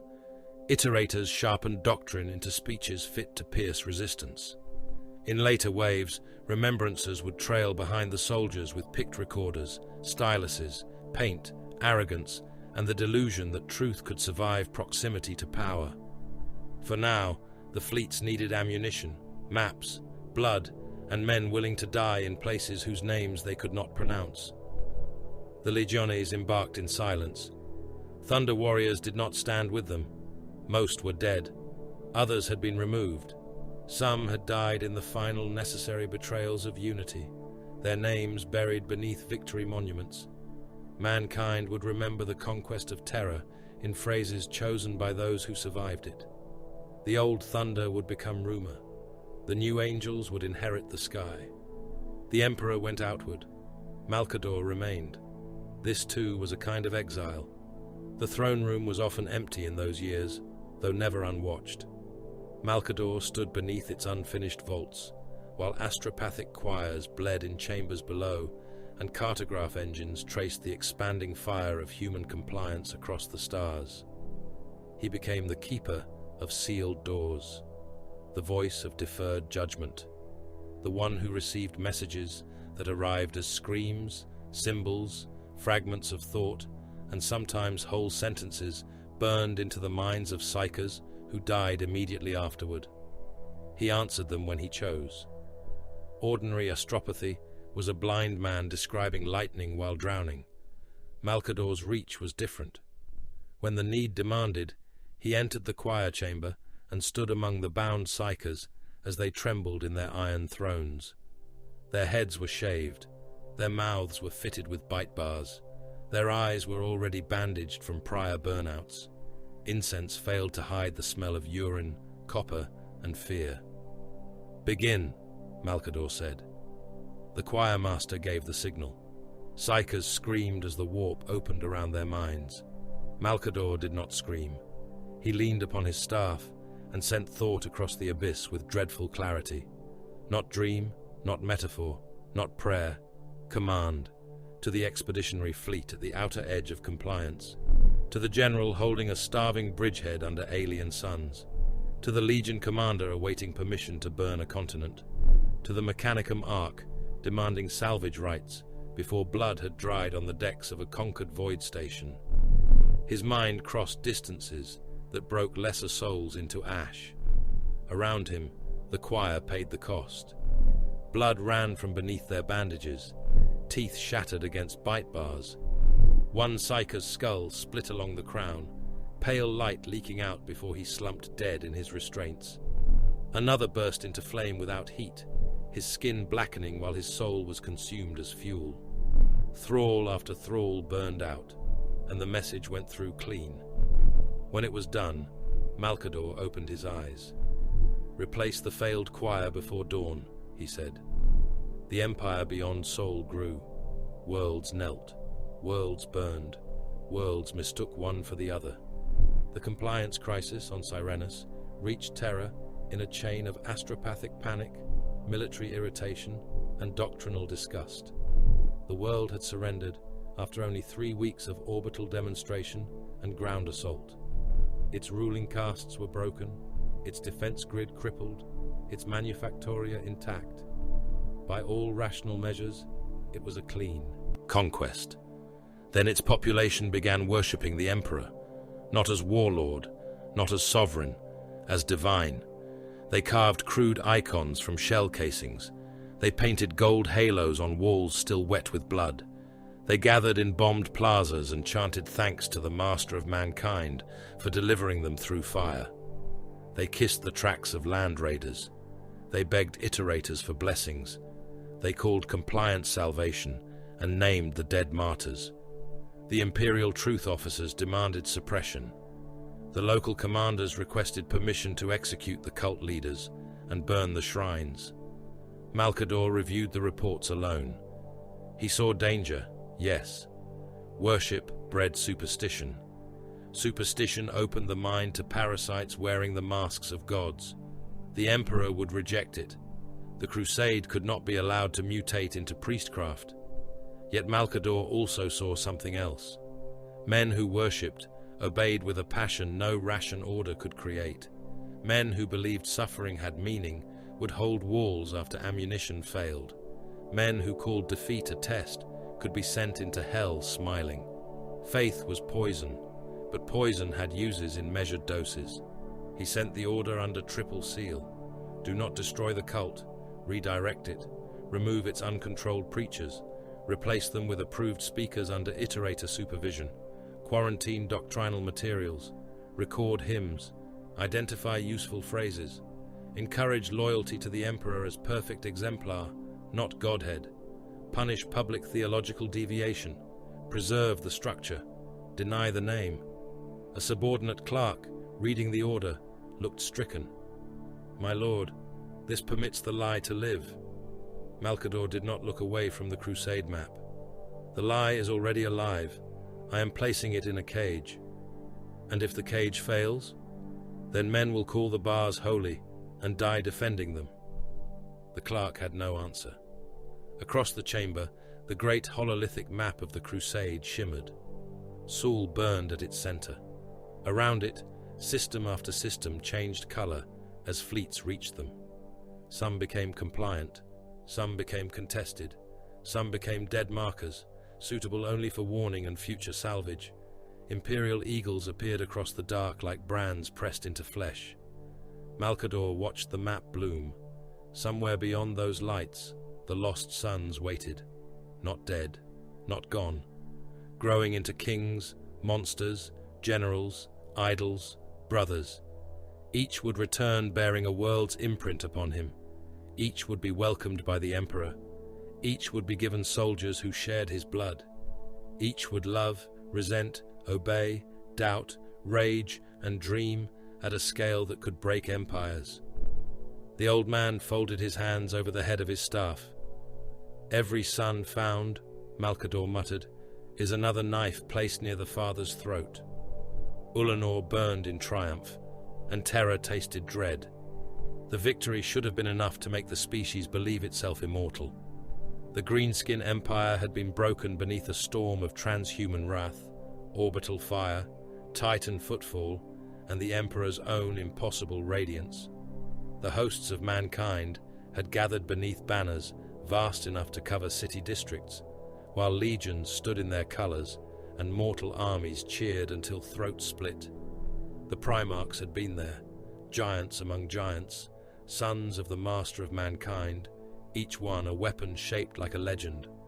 Horus Lupercal had knelt and risen warmaster. Across the expeditionary fleets, men spoke his name with reverence. Across the legions, warriors struck gauntlets to breastplates and swore they would follow him into the dark between stars. Across the worlds brought to compliance, governors sent gold, grain, ammunition, slaves, fuel, and sons to honor the new lord of the crusade. MALCADOR listened to the cheering from terror through astropathic echoes and heard a blade being drawn. The emperor returned to the throne world soon after, and with him came absence.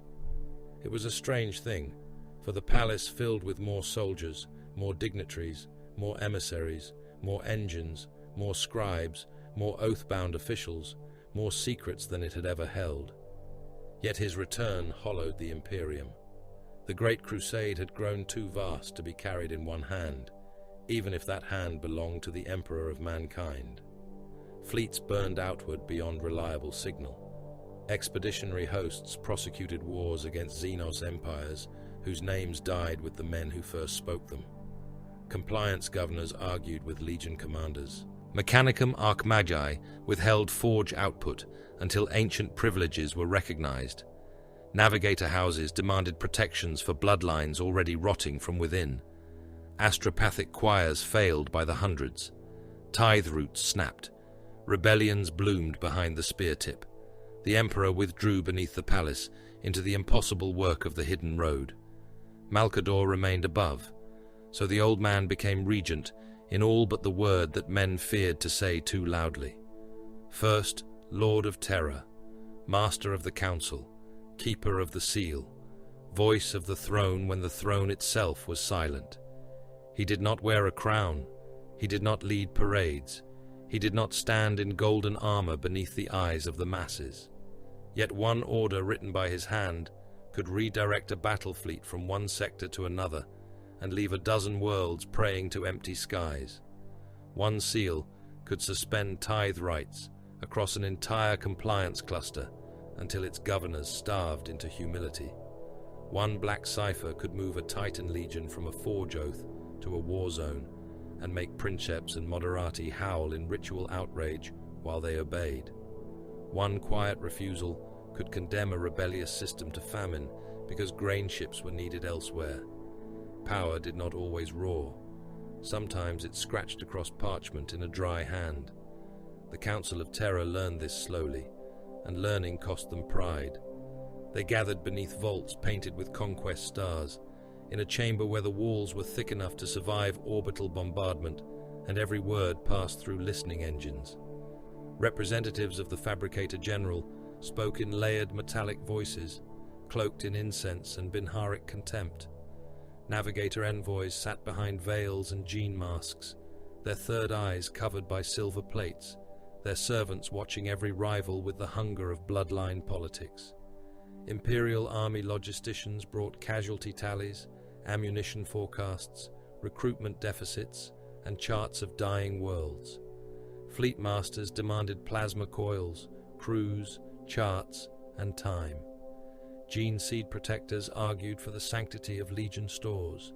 Astropathic authorities begged for relief, claiming too many choirs were being spent too quickly, as though psychers were not always spent. MALCADOR sat at the high seat below the Emperor's empty throne. He let them speak. That was his kindness. He knew which magos had hidden forge output in the moons of Deimos. He knew which navigator patriarch had concealed a malformed heir in a lightless nursery and poisoned 3 witnesses. He knew which army prefect had sold Promethean priority to a legion quartermaster in exchange for future governorship. He knew which fleet admiral had altered casualty returns to preserve the reputation of a favored bloodline. He knew which gene seed warden had delayed shipments not from caution, but from resentment of mortal oversight. He did not need to shout. He only needed to remember aloud.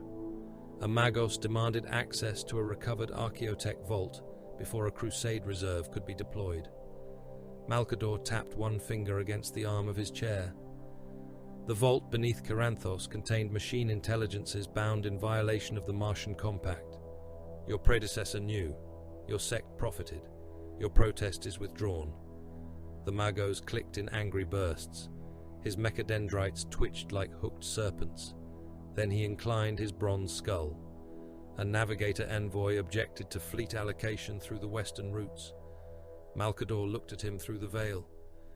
Your house hid warp blindness in the line of our vendors for 4 generations. Shall I ask the choir to recite the births? The envoy's hands tightened. No, Lord Regent. The title moved across the chamber like a suppressed cough. Lord Regent. MALCADOR allowed it to live. Not everyone bowed so easily. The Primarchs did not sit at the council often, but their shadows entered every chamber before them and remained after they left. Some understood what MALCADOR was and avoided mistaking frailty for weakness. Others saw a mortal clerk seated too near their father's power. The resentment came in different flavors: pride, suspicion, disgust, amusement. Some thought him a relic from Terra's poisoned past. Some thought him a necessary parasite. Some thought him merely old. Those were the foolish ones. Their sons were often worse. The Legion officer refused the audit at the gate of a supply bastion on the southern palace approaches. He was a captain of the 14th Expeditionary Reserve, marked by honors from the outer compliance zones, helmed in dark plate, arrogant in the way transhumans became arrogant when mortals stepped too close with questions. His warriors stood behind him in disciplined ranks, bolters maglocked, faces hidden. Administratum adepts had arrived with requisition warrants, ammunition variance ledgers, and seal authority from Terra. The captain laughed through his helm grill. No parchment slave inventories, the arms of the Legiones Astartes. The adepts withdrew. MALCADOR came in person before the next hour had passed. He walked between rows of space marines as though they were pillars in a dusty hall. The captain removed his helm slowly, more in irritation than respect. His face was scarred, noble, engineered to endure pain and radiation and battlefield shock. He looked down at the old man, as if judging how easily he would break. "Lord Sigillite," the captain said, This is unnecessary. Most defiance is. My record stands before me. Yes, MALCADOR said. Orethus Gate, 4,000 enemy dead, 300 Imperial Army auxiliaries abandoned during the withdrawal, redacted by your Legion command, Bereth 9, unauthorized use of phosphex inside a civilian processing zone after surrender, sealed by your Primarch's equerry, Calhadrin, 2 remembrances killed after witnessing prisoner disposal, recorded as Xenos action, false. The captain's expression hardened. Around them, his warriors did not move. You overstep, the captain said. No, I arrive late. I serve the Crusade. You serve yourself inside the Crusade's armor. The captain took 1 step forward. A mortal man would have died for speaking so. A lesser official would have been struck aside and forgotten. MALCADOR did not raise his staff. You have a future disloyalty risk of 17% under current command conditions, he said. It rises under isolation, humiliation, or prolonged attachment to non-imperial local authority. Your obedience is efficient, but conditional. Conditional obedience is a seed. Seeds become forests if men like me allow weather. The captain's lips peeled back. You dare judge a son of the legions? I judge assets, men, demigods, worlds, corpses. I am generous enough to use the same ledgers for all. The captain reached for his blade. He did not complete the motion. A custodian stepped from behind a blast pillar with spear leveled at the captain's throat. 3 more emerged above on the gantry. The legionaries lifted their weapons by instinct. Every red lumen in the bastion turned black as hidden defense systems took possession of the chamber. Target locks painted armored hearts and helms. The air tasted of ozone, null fields, and old authority. MALCADOR looked up at the captain. You are removed from command. Your memory of this exchange will be excised. Your crimes will be sealed. You will be reassigned to the Arcad Compliance Front, where casualty projections suggest your particular talents may purchase a useful breach before your death. The captain tried to speak. The mind scouring began before the words formed. He dropped to 1 knee with a sound like a wounded engine, blood running from his nose. His warriors watched in silence as their commander's defiance was stripped from him by sanctioned Psychoner and custodian restraint. None fired. They had been made for war, not politics, and politics had already placed a blade at each of their throats. MALCADOR turned to the trembling Administratum Adepts. Complete the audit. The grain petition from Hierarch Secundus arrived during the Black Rains. The Hive world had given soldiers for a century of compliance wars. It had sent armored regiments, ship crews, medici cadres, and corpse starch reserves. Its lower hives now starved beneath ash storms after fungal blight killed the protein vats and orbital debris poisoned the sea harvests. The governor begged for relief in formal High Gothic, then in cracked Low Gothic, then in a private cipher stripped of dignity. Billions faced ration collapse. Cannibal outbreaks had begun in the underlevels. Arbite's precincts were burning. Children were being rendered into ration paste by gangs wearing stolen militia badges. The grain convoys existed. That was the cruelty. They were already under escort. Their holds swollen with agri-world yield, enough to slow the starvation, perhaps enough to keep Hierarch alive until its vats were cleansed. MALCADOR redirected them. 3 expeditionary fleets at the Golan Reach required immediate supply, or their momentum would fail. If they stalled, an entire Xenos coalition might regroup, and 6 future compliance zones would burn longer and cost more blood. The numbers did not tremble. They simply accused. Hierarch would suffer. The crusade would continue. MALCADOR recorded the denial himself. He sealed it. He sent it. He sat afterward in his private chamber beneath a single lumen strip and read the casualty projection until the figures blurred. He did not sleep well that cycle. His dreams, when they came, were of hive corridors full of hands reaching from the dark, fingers thin as wire, mouths open, no sound left in them. At dawn, He did not reverse the order. Beneath the palace, the Emperor's work devoured him. MALCADOR descended through sealed ways, guarded by custodians, automata, and wards that would have killed most psychers before they understood they were being tested. The air grew colder, then hotter, then strange. Distances failed.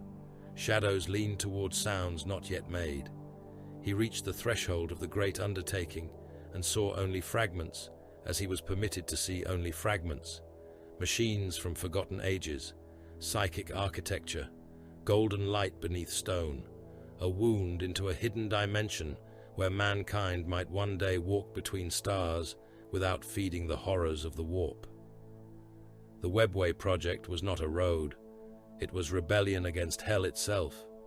The Emperor stood before a vast field of impossible mechanisms, his thoughts moving through systems no council could comprehend. "You give Horus the stars," MALCADOR said. "I give him war.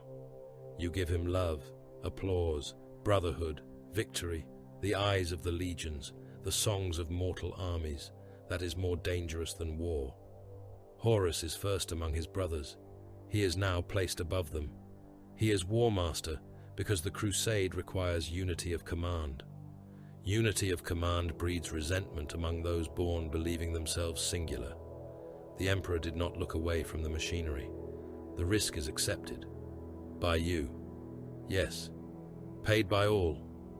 The Emperor was silent.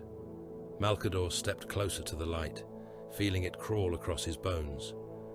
The Primarchs were made for conquest, not neglect. Leave them to glory while mortals govern consequences, and they will ask why men with parchment can bind beings made by your hand. They will obey. Some will. Some will resent obedience until resentment learns to speak with another voice. At that, the Emperor turned. For an instant, the chamber seemed to contain not a man, not a ruler, but a storm held in human outline. "You see treachery everywhere. I see men everywhere. They are my sons." "Yes," MALCADOR said, "and sons have killed fathers since before Terra had walls." The Emperor accepted the risk. MALCADOR did not. After Nicaea, the matter of watching the legions became doctrine. The edict had fallen like an axe across the librarious traditions. Psychers among the legiones were bound, restrained, redirected, silenced. Some obeyed with bitterness, some with shame, some with relief. Others hid what they were behind oaths and armor and the indulgence of brothers who loved them too well. MALCADOR helped shape the measures that followed. Chaplains were not merely keepers of spirit. They became watchers inside the ranks, voices of discipline, memory, and correction. Warriors watched warriors. Brotherhood became surveillance. A battle brother's prayer, hesitation, fury, dream, or forbidden utterance could become a report. Loyalty was turned inward like a knife held under the ribs. It was not religion, not yet. It was control wearing the mask of moral instruction. The legions accepted it unevenly. Some found comfort in ritual severity. Some despised it. Some adapted too well. MALCADOR read every protest, every compliance note, every disciplinary record, and watched the pattern form beneath the surface. Faith had not been killed. It had merely been taught to wear armor. The assassination attempt came during an audience concerning fleet rationing and navigator indemnities. The chamber was full, which meant the enemy was either desperate or arrogant. MALCADOR sat beneath the seal of terror while petitioners argued over convoy rights. A cherubim drifted near the upper arch, fat-limbed, gold-masked, wings fluttering with wet little motions. It had been approved by 3 security layers and blessed by 2 machine adepts. Its poison code was hidden in the rhythm of its wing beats, a mimetic toxin meant to enter through sight and sound and teach the heart to stop. A null stood among the attendants, disguised as a mute scribe. MALCADOR felt the absence before he saw the man. A cold hollow in the soul of the room, a place where the warp recoiled. His psychic senses dimmed around it. Wards flickered, confused by the blankness. Then the gene-locked explosive inside the petition scroll armed itself. It had been keyed to MALCADOR's bloodline markers, or what its makers believed were his bloodline markers. A clever arrogance. The scroll case split with a soft click. The cherubim began to sing. 3 petitioners clutched their chests and died before they struck the floor. Blood ran from their ears. A navigator envoy screamed behind his veil. The null moved with a blade of black glass. MALCADOR did not stand. The first ward took the poison song and folded it back into the cherubim. The creature burst in mid-air, showering the chamber with meat, feathers, oil, and gilded bone. The second ward swallowed the explosive's fire before it could bloom, trapping the detonation in a sphere of white pressure no larger than a skull. The sphere collapsed into nothing with a sound like teeth grinding. The null reached the dais. A counter-assassin stepped from inside the shadow of MALCADOR's chair and opened the null from groin to throat. The blade was precise. The body was not allowed a dramatic death. Entrails spilled across the marble in a steaming heap. The null fell, twitching, still smothering psychic light even as his blood spread. MALCADOR rose then. One of the attackers lived. A disguised courier, jaw broken by a custodian strike, pinned beneath a spear haft, eyes rolling in terror. MALCADOR crossed the chamber through blood, shredded cherubim flesh, and the stink of failed murder. He crouched with difficulty beside the courier. Who paid? The courier spat red. MALCADOR touched his forehead. The man screamed once. Memories tore open. Childhood, payment, fear. A signet glimpsed in a dark carriage. A mechanicum intermediary. A navigator debt marker. A name behind the name. When MALCADOR withdrew his hand, the courier's mind came with it. The body lived for several seconds, breathing and empty, before forgetting how. MALCADOR straightened. "Continue," he said. No one did. He looked upon the council, upon magi and navigators, admirals and generals, gene wardens and tithe lords. Every one of them suddenly reminded that the old man before them was not protected because he was fragile. He was protected because the Imperium could not afford the damage he might do if inconvenienced. His robes were flecked with blood. His expression was calm. "You think war is fought by soldiers," MALCADOR said. "No, war is fought by supply, memory, fear, and the signature at the bottom of an execution order." Monarchia had not been destroyed because it was a fortress. That was the first cruelty. Its walls had been beautiful, but beauty was not a bastion. Its gates had been high, but not high enough to trouble a legion.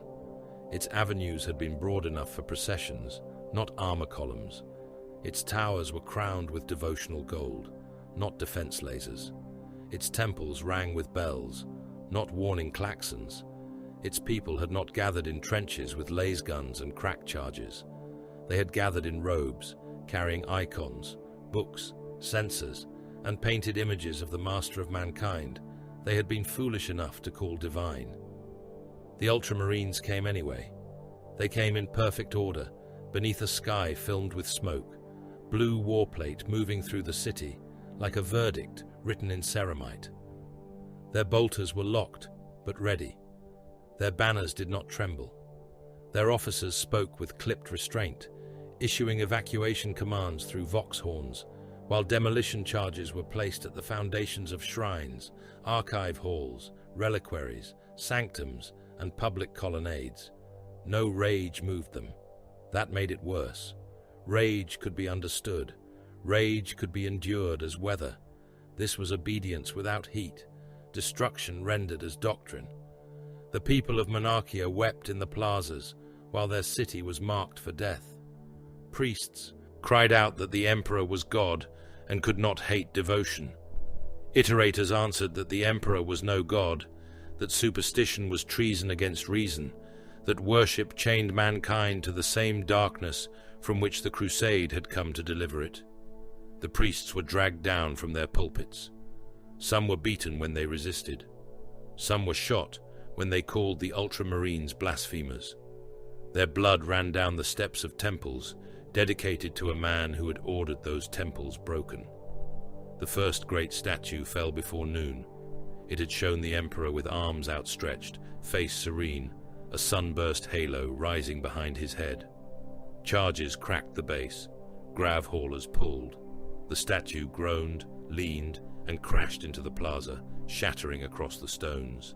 Citizens screamed as fragments crushed men who had refused to move. A stone hand the size of a tank smashed through a line of kneeling believers, bursting them beneath white marble knuckles. Flesh spattered the names of saints who had never existed outside word-bearer sermons. Above the ruins, the voice of compliance declared enlightenment. MALCADOR stood beside the remains of a fountain choked with ash and body parts. His robes were grey as the dust falling from the sky. His staff rested in one thin hand. Around him moved ultramarines, their discipline immaculate, their expressions hidden behind helms. The sons of Guilliman did what they had been ordered to do. They did not mock the broken faithful. They did not take trophies. They did not indulge cruelty for its own sake. That, too, was part of the punishment. Monarchia was not being ravaged by barbarians. It was being corrected by rational men. The word-bearers watched from the edge of their humiliation. They wore crimson and gunmetal, their armor covered in script, parchment, seals, and devotional markings that now seemed less like honor and more like evidence. Some knelt in the dust, helms bowed. Some shook with restrained fury. Some stared at the burning temples, as if watching their own hearts dragged out and thrown upon the pyres.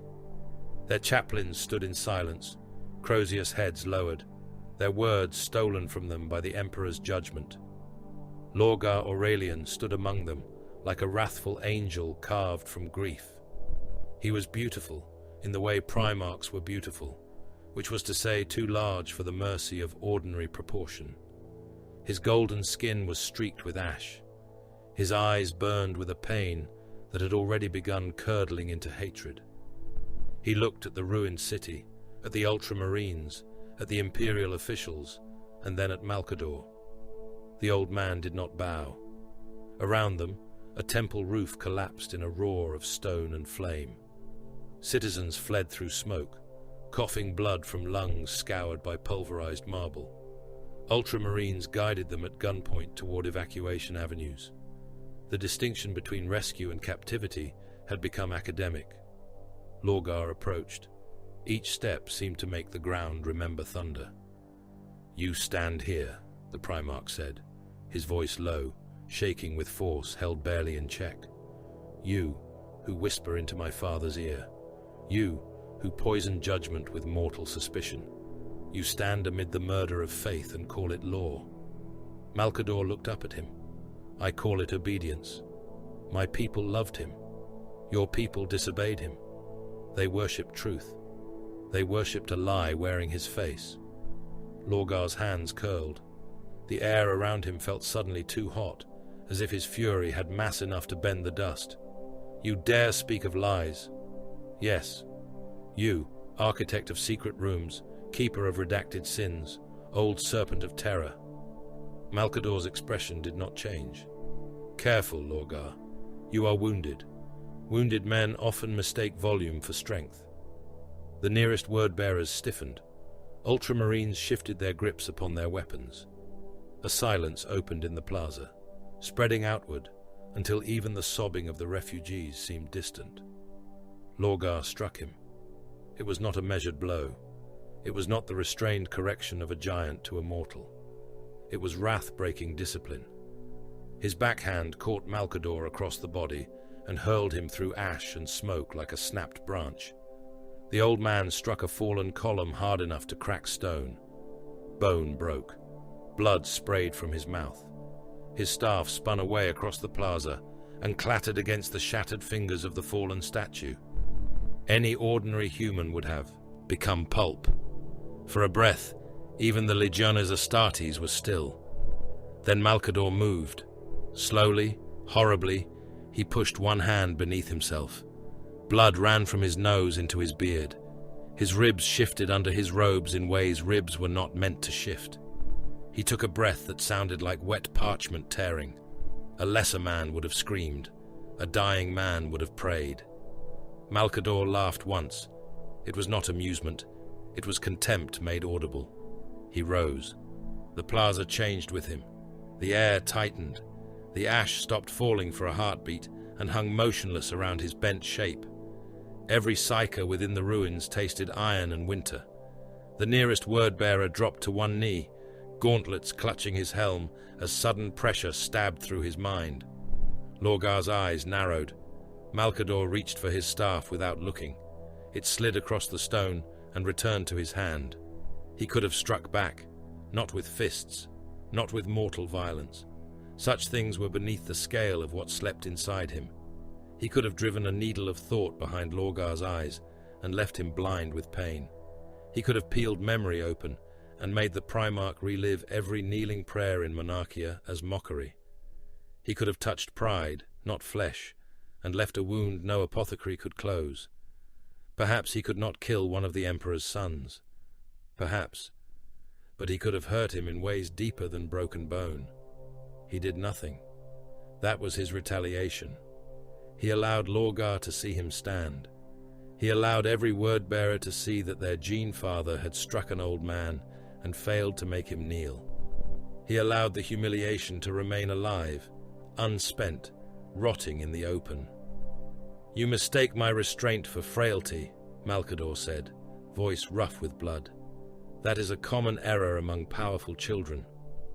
Lorgar's face twisted. Before he could move again, the Emperor's presence descended across the ruined city. It did not arrive as light alone. It arrived as command, absolute and suffocating. Warriors lowered their eyes. Mortals fell to their knees. The air itself seemed forced into alignment. The master of mankind stood amid the dust of the city, dedicated to him, and there was no kindness in him. Not then. Monarchia's lesson continued. Temples were razed. Scriptoria were burned. Gold leaf peeled from sanctum walls in curling sheets as flamers washed over devotional murals. Priests were brought before iterators and ordered to recant. Some did. Some refused. Those who refused were executed in public, with last pistols to the skull, their bodies dragged aside before the next group was brought forward.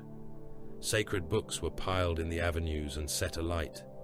The smoke rose black, rich with ink, treated leather, human hair, and old incense. The imperial truth marched through Monarchia like a godless inquisition, wearing reason as armor and carrying torches.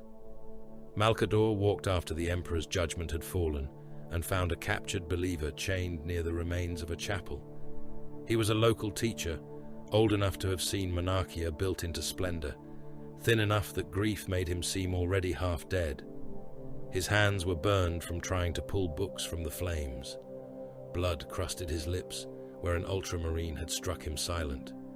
He stared at MALCADOR with hatred too exhausted to tremble. "You can break stone," the believer said. "You can kill priests. You can make warriors spit on prayer, but you cannot kill faith." MALCADOR stopped before him. "No." The man blinked, as though agreement were another cruelty. "You know it?" "I know it better than you." "Then why do this?" Behind MALCADOR, a tower collapsed inward, its bells screaming once as they fell. "Because what cannot be killed must be caged," MALCADOR said. "Redirected, starved, fed only what serves, weaponized when necessary, buried when dangerous. Men believe because they are afraid of a universe too large to understand. Fear does not vanish because a law forbids it." The believer spat blood at his feet. "You are the wicked one." "Yes," MALCADOR said. The man faltered. MALCADOR leaned upon his staff.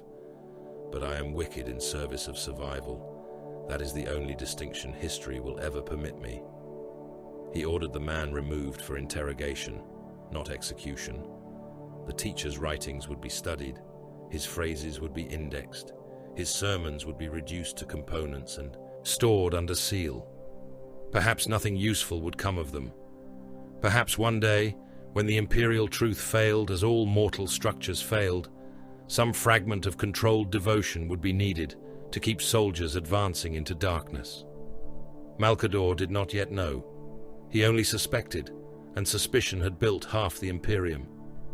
Across the ruins, Erebus watched. He was little more than a shadow beside other shadows, his face composed, his eyes lowered at the proper moments. Cor Pharon stood farther back, old poison in warplate, wrapped in wounded pride and paternal possession. They did not shout, as Lorgar had shouted. They did not hurl themselves against the Emperor's condemnation. They watched. They listened. They learned what humiliation did to a soul that had believed itself beloved. MALCADOR's agents marked them before the day ended. Erebus, spiritual contaminant. Influence disproportionate to station. Probable ideological vector. Cor Pharon, foster authority over Primarch. Resentful. Politically embedded. Removal advised if opportunity arises. MALCADOR read the brief, while Medici servitors sealed his cracked ribs and drained blood from his lungs. He wanted them excised. Quietly, if possible. Publicly, if useful. The Legion's spiritual structure was already diseased, and those two moved through it like deliberate infection. But politics was not hunger. It could not always be satisfied when the mouth opened. The Emperor's larger design moved on. The Crusade required the word-bearers punished, not decapitated. The Legions required unity, or the illusion of it. Lorgar required correction, not martyrdom. Erebus and Cor Pharon survived because the hour was wrong, because other fires burned hotter, because even MALCADOR could not kill every future in time. That failure would bleed for centuries. Back on Terra, MALCADOR sealed his warnings under black cipher. Lorgar Aurelian, emotional architecture unstable after public humiliation, devotional fixation not extinguished, resentment likely to deepen beneath compliance, Magnus the Red, psychic arrogance unresolved, attachment to forbidden knowledge increasing, high value, high danger, Horus Lupercal, charismatic centrality beyond intended military necessity, Warmaster authority, generating personal loyalty networks across legions and mortal command structures. The reports were not ignored. That would have been easier to condemn. They were read, considered, weighed against impossible pressures, against the webway, against the crusade, against the need to move faster than mankind's enemies could gather, against the Emperor's belief that his sons would remain his sons. MALCADOR understood. That was the worst of it. He understood every reason the warnings could not become action.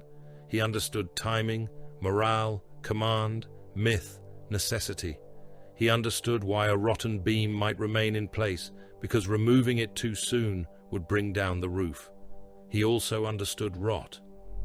In the final transmission from Monarchia, Lorgar and his legion departed under command, outwardly chastened, inwardly burning. Their ships rose from orbit like funeral slabs, bearing wounded pride into the stars. The city below them smoked in obedient ruin. The faithful had been scattered. The temples were ash.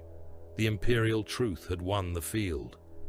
MALCADOR watched the departure in a private chamber, the hololithic image flickering pale across his bloodless face. No one stood beside him. The old man rested both hands on his staff and listened to the silence after the ships vanished. A humiliated son, he said to no one, does not become obedient. He becomes patient. Horus Lupercal had become the name by which the crusade measured its own heartbeat.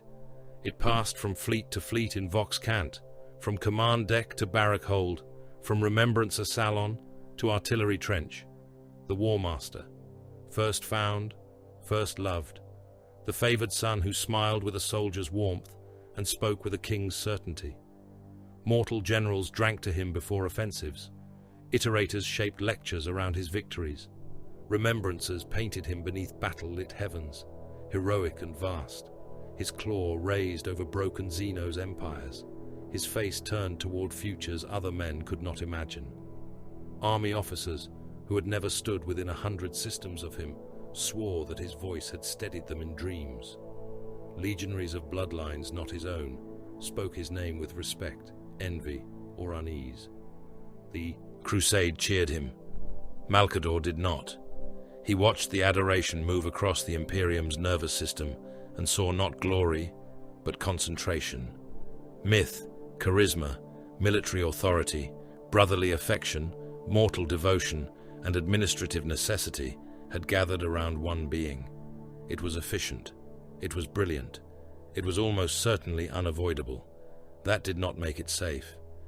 In the palace, beneath vaults newly painted with the expanding map of human compliance, MALCADOR stood before a hololithic projection of the galaxy and watched war spread like ink through water. Expeditionary fleets pushed outward, their routes marked by cold blue lines and casualty estimates. Xenos domains died under lance fire. Orc empires were shattered by cyclonic bombardment and the wrath of Legiones Astartes assault companies. Silent crystal cities belonging to species with no human name were cracked open by melter charges and looted for dangerous technologies before the Mechanicum argued over the bones. Imperial army regiments died by the million on worlds that would remember them only as fertilizer under later parade grounds. Titan legions walked through burning continents, god engines voicing war horns loud enough to break windows in cities beyond the horizon. Their plasma annihilators turned fortresses into white scars. Their volcano cannons cored mountains. Their feet crushed trenches, tanks, statues, hospitals, command bunkers, and men into the same obedient paste. Compliance banners rose over capitals where the corpses had not yet cooled. In the west of the map, a legion cracked a fortress world after 87 days of orbital siege and subterranean butchery. In the north, Mechanicum arc fleets stripped a dead Xenos moon to its iron skeleton, while Skitarii hunted the last defenders through tunnels slick with alien fluids. In the darkness beyond Segmentum Solar, mortal armored divisions advanced through black rain behind walls of Baneblades, Malcadors, and ancient super-heavy engines, their treads grinding bone slurry into roads for the next wave. Above them, Thunderhawks dropped transhuman kill teams into the heart of citadels. Boarding torpedoes punched through ship hulls and vomited space marines into corridors full of vacuum, blood, and exploding light. This was the crusade men were permitted to see. MALCADOR ruled the other one. It had no triumph banners, no remembrancers, no iterators with polished voices, no honor rolls carved in marble. It moved through sealed warrants, false names, dead drops, black ships, vanished clerks, interrogations beneath void shield hum, and bodies found kneeling where no killer had entered. His agents hunted rogue psychers who hid in the refugee streams between compliant worlds, their minds already whispering with things that had no throats. They burned cults whose members believed they were merely secret societies, until the investigators opened the walls and found symbols drawn in amniotic blood. They followed Xenos infiltrators through mercantile guilds, navigator contracts, pleasure courts, and military supply chains. They interrogated iterators who had begun to alter the imperial truth by a syllable here, a phrase there, each deviation too small for fools to fear and too deliberate for MALCADOR to ignore. They infiltrated remembrancer networks where art became devotion, devotion became grievance, and grievance became a weapon waiting for a hand. They watched the legions most of all, not openly. Open suspicion would have been political poison. The Primarchs were too proud, their sons too loyal, their victories too necessary. So the watching came through shipment records, casualty anomalies, chaplain reports, censored picked captures, confession transcripts, intercepted private oaths, medici inventories, and the small inconsistencies that betrayed hidden faith. A legionary who spoke of his gene father before the Emperor in a battle oath. A captain who delayed compliance to await his Primarch's personal judgment. A company that obeyed terror after obeying its legion command, not before. These were not crimes, not yet. But MALCADOR knew crimes were only seeds that had found weather. Some seeds came to him wearing broken armor. Nathaniel Garrow stood before the Sigillite in a chamber without windows, a Death Guard battle captain with his war plate scarred by phosphex burns and void-boarding impacts. He carried himself like a man made of duty and scar tissue. His eyes did not drift. His words were measured. He had seen enough of war to stop mistaking victory for purity. MALCADOR valued that. Disillusionment ruined weak men. In rare cases, it made the strong usable. Iacton Cruze came later, old by the standards of the Legiones, a lunar wolf whose face seemed carved from memory and disappointment. The half-heard one, some called him, though MALCADOR never used the insult. Cruz had served long enough to know how quickly bright beginnings became butcher's work. He had loyalty, but not innocence. That made him precious. Others appeared in fragments, names marked in sealed ledgers before they knew they had been chosen. Loyalists in legions, where loyalty already bent toward dangerous shapes. Warriors too stubborn to kneel to fashion. Men who might survive the day when brotherhood became a trap. They were not yet legends. They were damaged men. MALCADOR had always preferred damaged tools. They had already learned the world could break. The savant of the Fourth Tithe Archive died because he believed intelligence made him invisible. His name was Helicon Voss, High Administratum Savant, keeper of secondary fleet route apportionments for 3 expeditionary corridors. He had a skull as narrow as a blade, fingers stained with black ink, and the soft arrogance of men who kill worlds by moving lines on a map. He sold navigational shadows, convoy delays, astropathic relay windows, and reserved deployment routes to a cult whose surface rites seemed merely ancestral. Beneath the masks and wine cups, they worshipped the hunger beyond the veil. They called it liberation. MALCADOR called it contagion. The savant's chapel was private, sealed inside his estate beneath the palace's outer administrative terraces. It contained no god, officially. Only memorial tablets, family bones, and abstract imperial truth iconography. Unofficially, the lower reliquary contained a pit lined with astropathic entrails, each stolen from burned-out choir thralls and preserved in chemical salts. Data scrolls hung above it on chains, their text rewritten in ciphered praise to powers the savant thought he could bargain with. MALCADOR sent one operative through 3 identities. The first was a mourning niece from a provincial bloodline, veiled and soft-voiced, bearing false petitions. The second was a medici auditor with a limp, a throat scar, and the exact bureaucratic impatience required to move through the estate without invitation. The third was one of Voss's own household confessors, copied down to old dental pain and a childhood memory of drowning in a cistern. The Calidus wore each life completely, leaving behind no seam a mortal guard could see. Don't forget to like, comment, and subscribe. Support really helps. A Vindicare waited on a tower 3 districts away. Breath slowed until frost gathered at the edge of his mask. His rifle watched a window no wider than a man's palm. He had been there for 2 days beside the corpse of the tower's actual keeper, who remained propped in his chair so patrol auspex would register expected mass. A Colexus waited below the chapel in a maintenance hollow, hooded, motionless, and hated by every living thing that came near. Rats died in the walls around him. The house cyberhounds refused the corridor and tore their own paws bloody rather than cross the threshold. Voss began his rite at the 11th hour. He read from a burning data scroll while the stolen entrails twitched in their pit.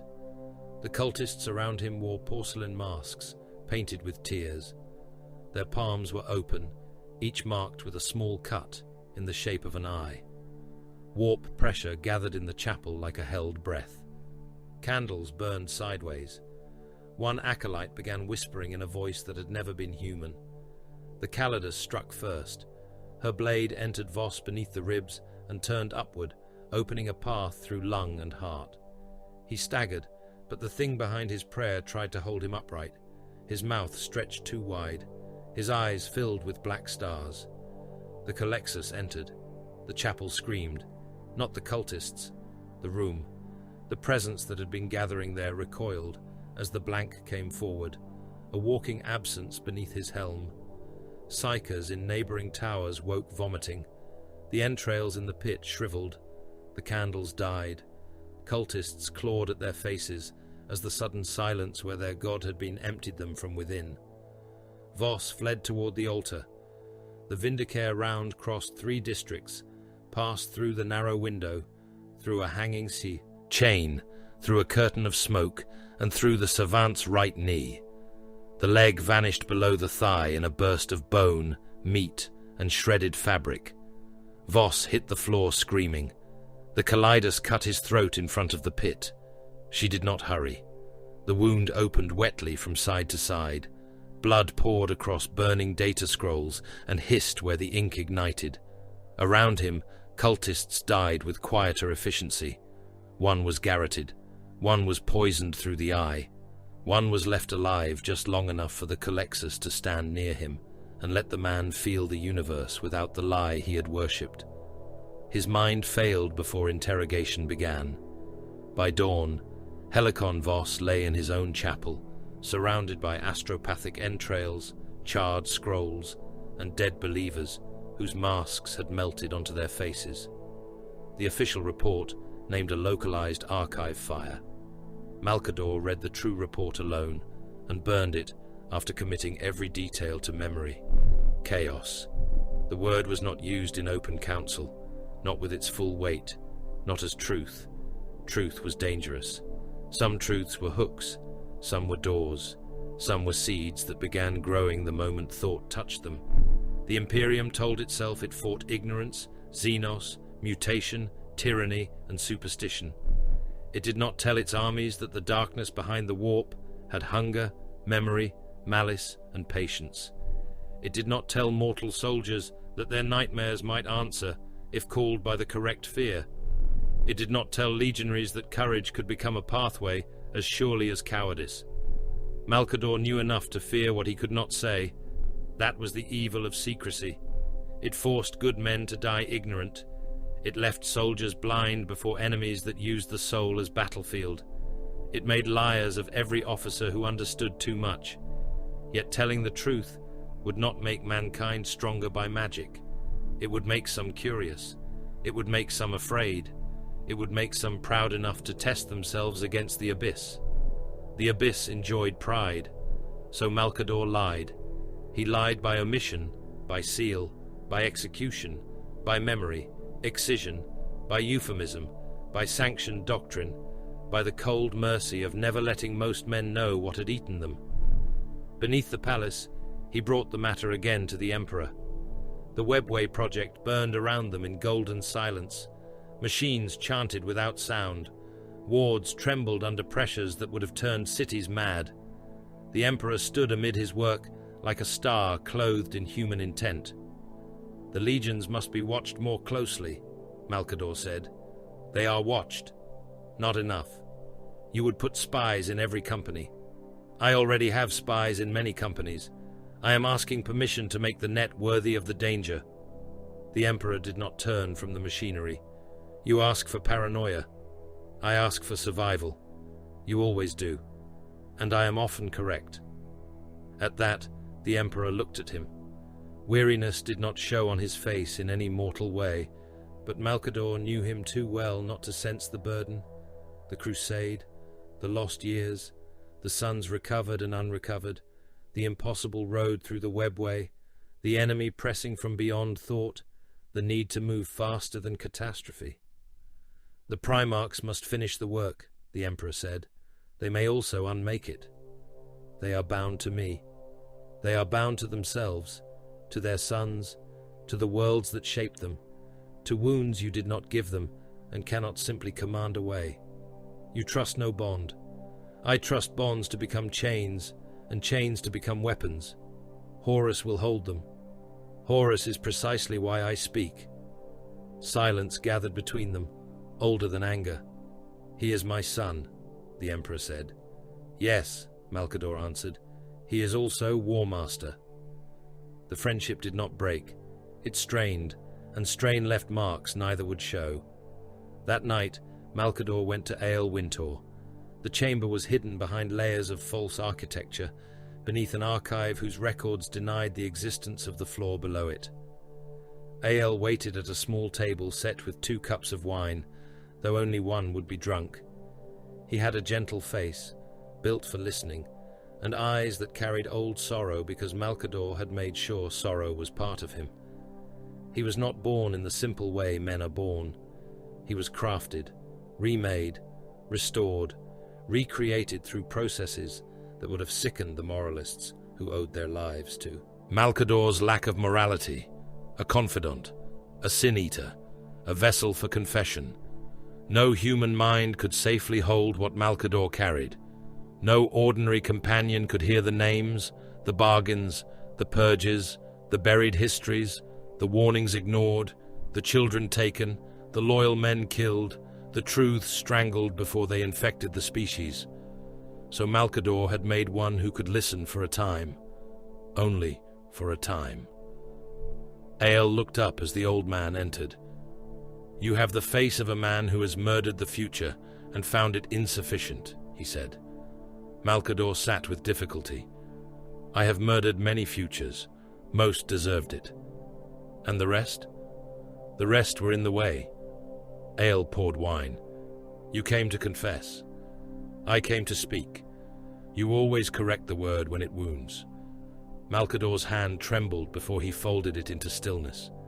He spoke for hours, of Horus, of Lorgar, of Magnus, of the Savant's chapel, and the smell of burned astropathic organs, of the Emperor's refusal to drown the legions in surveillance, of Hyrax Secundus and the grain convoys, though that wound belonged to another night and still had teeth, of the lies he had built so high that even he could no longer see the ground beneath them, of the possibility that mankind would survive only by becoming something monstrous enough to endure itself. Ael listened. He always listened. At last he said, "You could stop." MALCADOR smiled, and there was no humor in it. "No. You could tell him you are tired. He knows. You could let someone else carry part of it. That is what you are." Ael's eyes softened with terrible understanding. "And when I have carried too much?" MALCADOR did not answer at once. The machines behind the wall hummed. Somewhere beneath the room, a clone reservoir stirred. Somewhere in sealed storage, another beginning waited. "When you have carried too much," MALCADOR said, "I will end you." Ael nodded as though they discussed weather. "And make me again." "Yes." "Will I forgive you?" "You usually do." "That is cruel." "Yes." "Does it help?" For the first time that night, MALCADOR looked away. No. But he would do it again. He had done it before. He would confess until the vessel cracked, destroy the vessel before the secrets escaped, and recreate the only listener he permitted himself. It was not necessity alone. That was the deepest rot. Some part of him needed judgment, even counterfeit judgment, from a soul he had arranged for the purpose.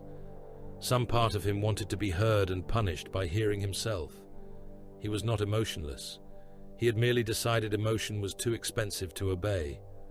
When he left Ael's chamber, the palace seemed larger than before, and emptier. He walked through corridors guarded by custodians, past archives that contained the deaths of worlds, past astropathic cells where choir thralls slept in restraints stained brown from old blood, past sealed doors behind which killers waited for names. His staff struck the floor. Tap, tap, tap, like a countdown no one else could hear. Near dawn, the warning arrived.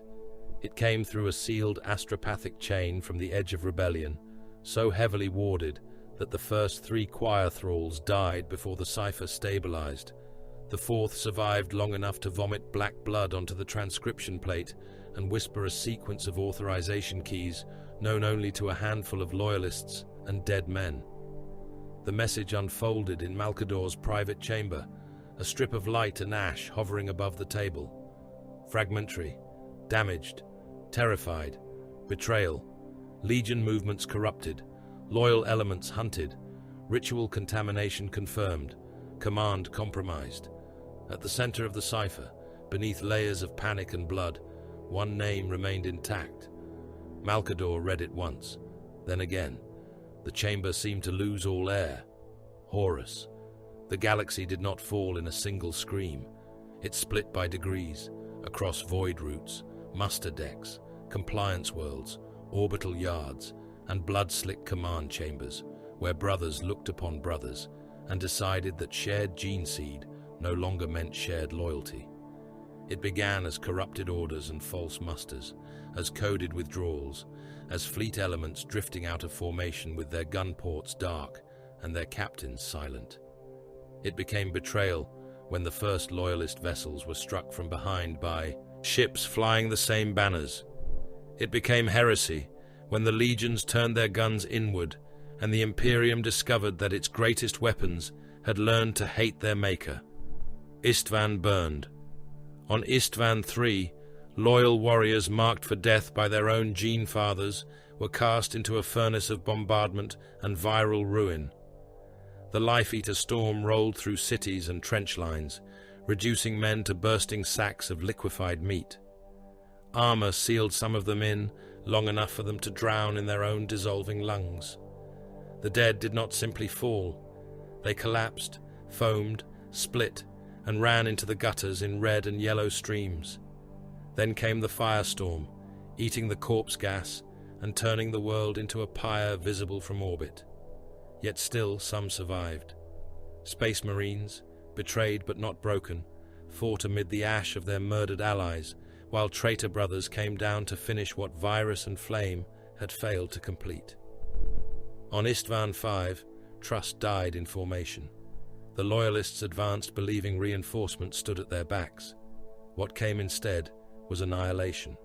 Drop sites became killing fields. Gunships fell in burning spirals. Tanks burst open under melter fire. Dreadnoughts were surrounded and torn apart by warriors who had once called them honored ancients. Bolters spoke at point-blank range. Chain axes bit through ceramite and meat. Legion standards vanished beneath artillery storms. Primarchs bled. Warriors screamed oaths into vox nets until static took them. The massacre spread through the noosphere, an astropathic dark like poison in a vein. Across the Imperium, remembrancers were dragged from their quarters and shot before their picked recorders. Iterators who refused new doctrine had their tongues cut out, then were made to watch their lecture halls burn.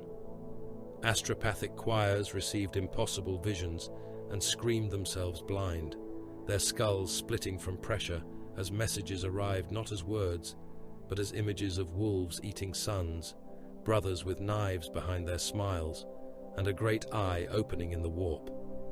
Admirals woke to find half their bridge crews dead and their ships' guns trained on allies. Army regiments were ordered to stand down, then shelled by the fleets they had supplied.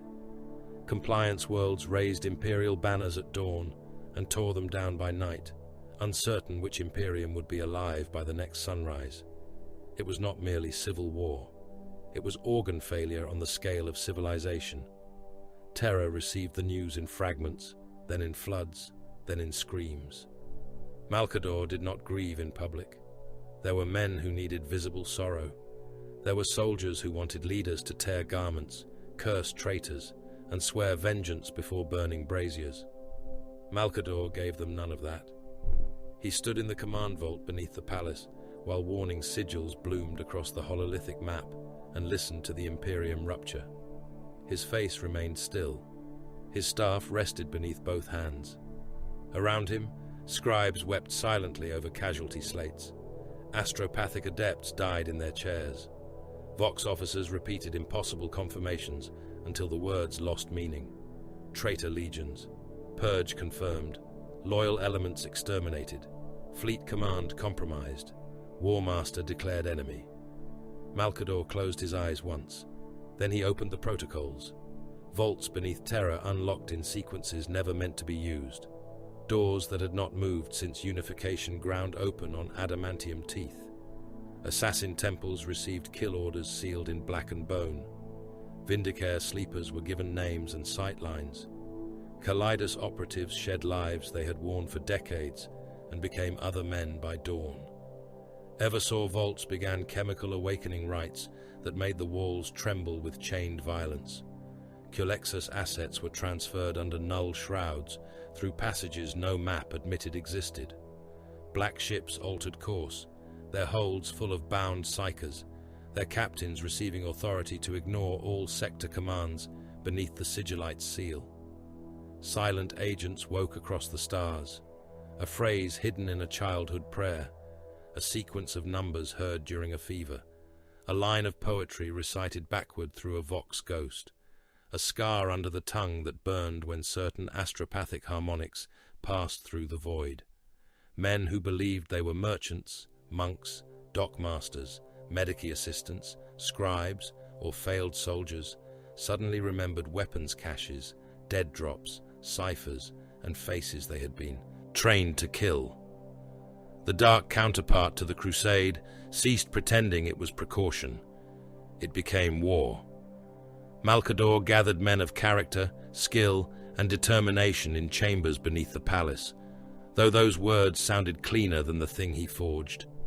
They were investigators, killers, interrogators, oath-breakers, confessors, savants, soldiers without banners, and psychers whose sanity had survived contact with truths that should have ruined them.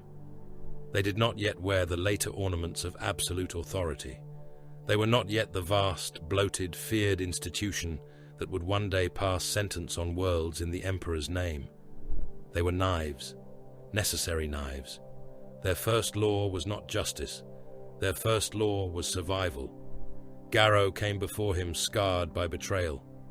Nathaniel Garrow stood in armor that bore the wounds of Istvan and flight, a Death Guard captain whose loyalty had outlived the treason of his own legion. His face was gaunt, his eyes hard, but there was grief in him like an old wound under plate. He did not kneel until ordered. When he did, it was not weakness. It was the offering of a man who had lost the structure of the universe and needed another one before he shattered. "You have seen brothers murder brothers," MALCADOR said. Garrow's jaw tightened.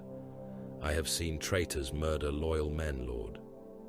That distinction will keep you alive." It did not keep them alive. "No," MALCADOR said. "Nothing did." Garrow looked up then, anger moving beneath discipline. "Why summon me?" "Because you still know the difference between obedience and loyalty. Many warriors never learn it. Many are dying of the lesson now. I am no spy. No, you are worse. You are a believer whose God has disappointed him, yet who still chooses duty. That makes you useful." Garrow did not thank him. MALCADOR did not require gratitude. Cruz came like an old ghost from a murdered age. Iacton Cruz, once of the Lunar Wolves, carried the weariness of a man who had seen the Legion before it became the Sons of Horus, and the War Master, before glory fermented into corruption. His armor seemed older than the warriors around him.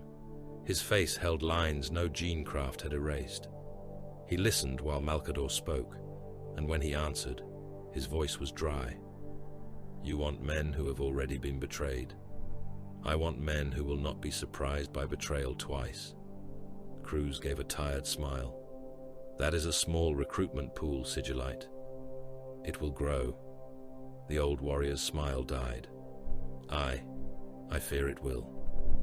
They became part of the hidden board, knights without a legion's chain of command, errant blades, Astartes cut loose from the identities that had once defined them and given a colder purpose by a mortal old enough to understand that damaged loyalty could be stronger than innocent obedience.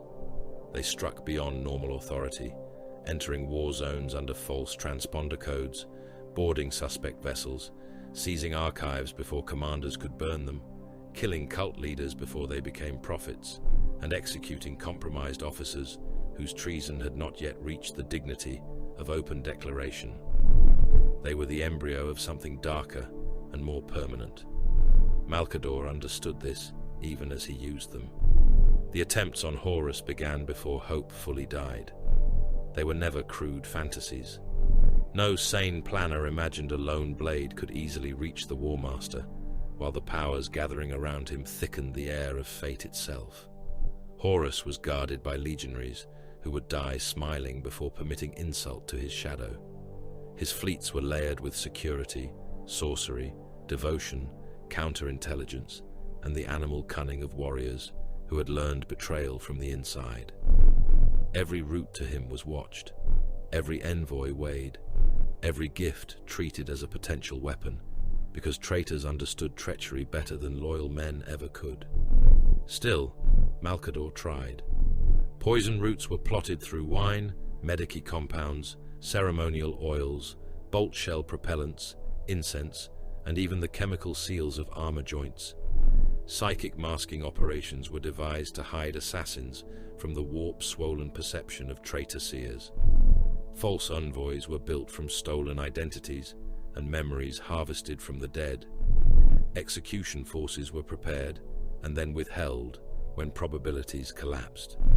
Fleet sabotage cells altered maintenance rights on ships expected to shadow the vengeful spirit, only for Horus to change formation before the trap could close. Kill projections flickered, rose, failed, recalculated, and failed again. Each failure taught MALCADOR something. None of the lessons were comforting.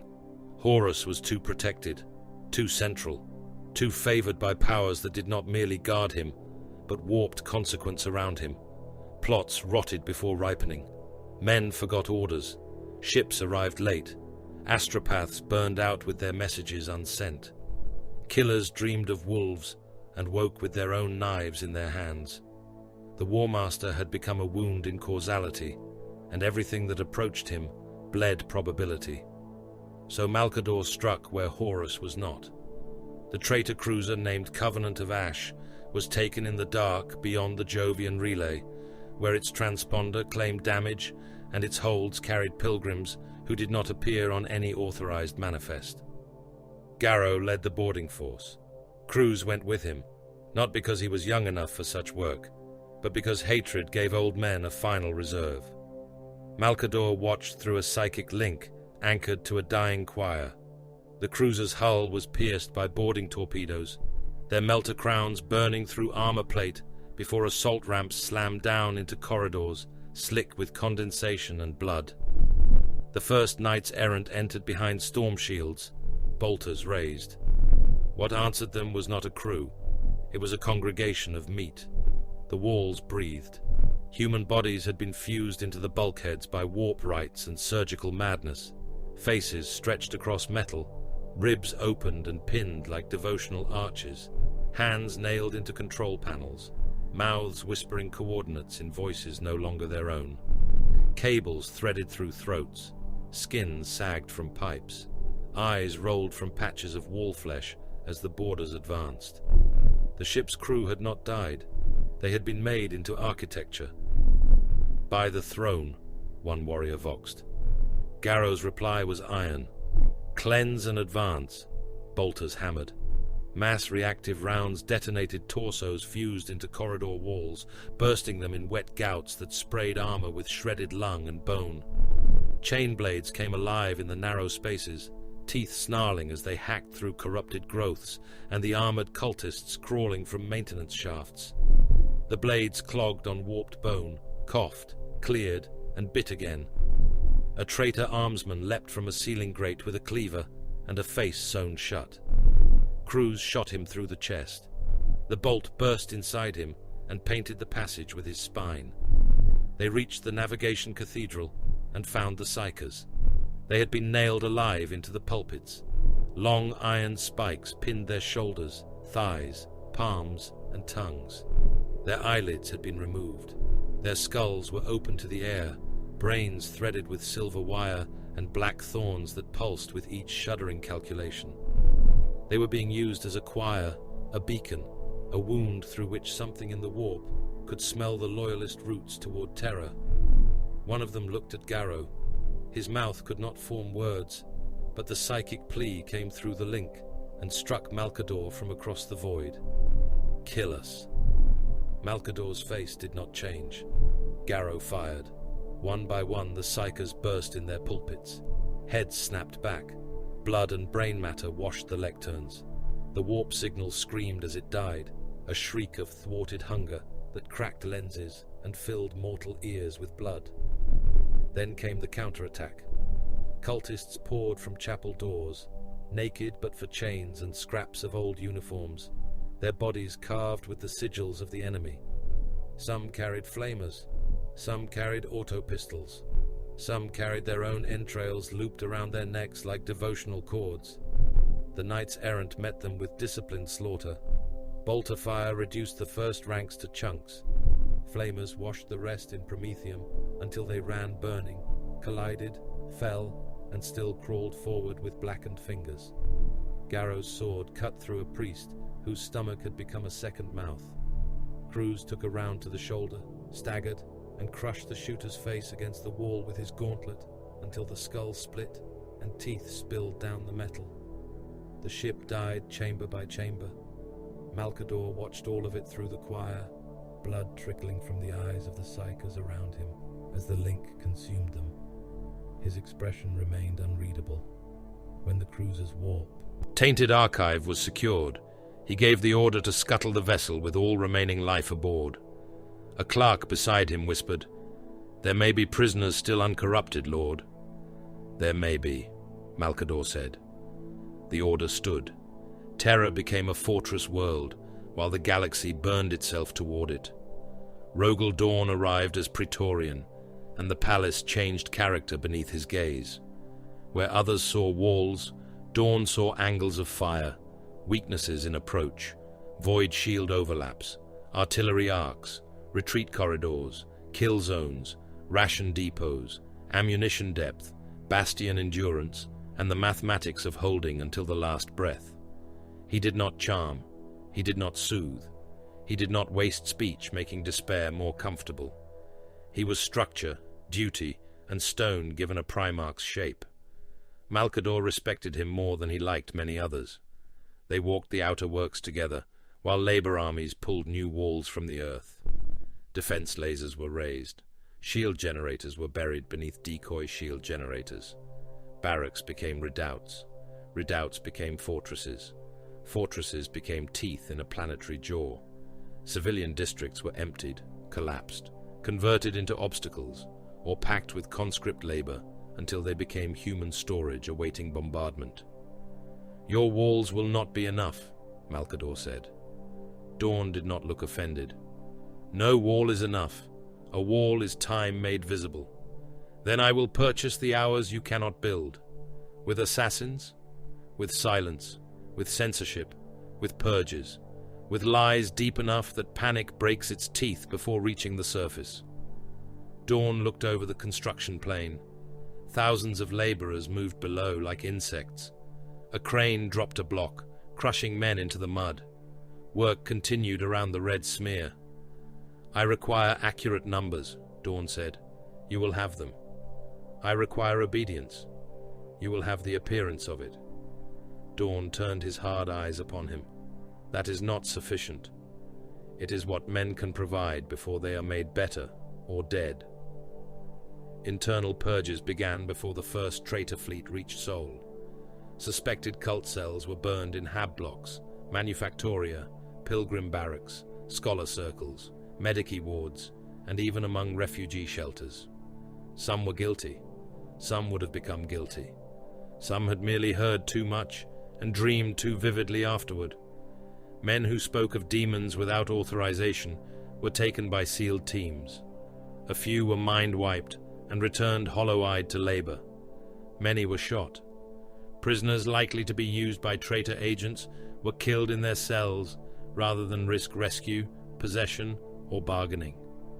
Astropathic technicians who had received corrupted visions were examined.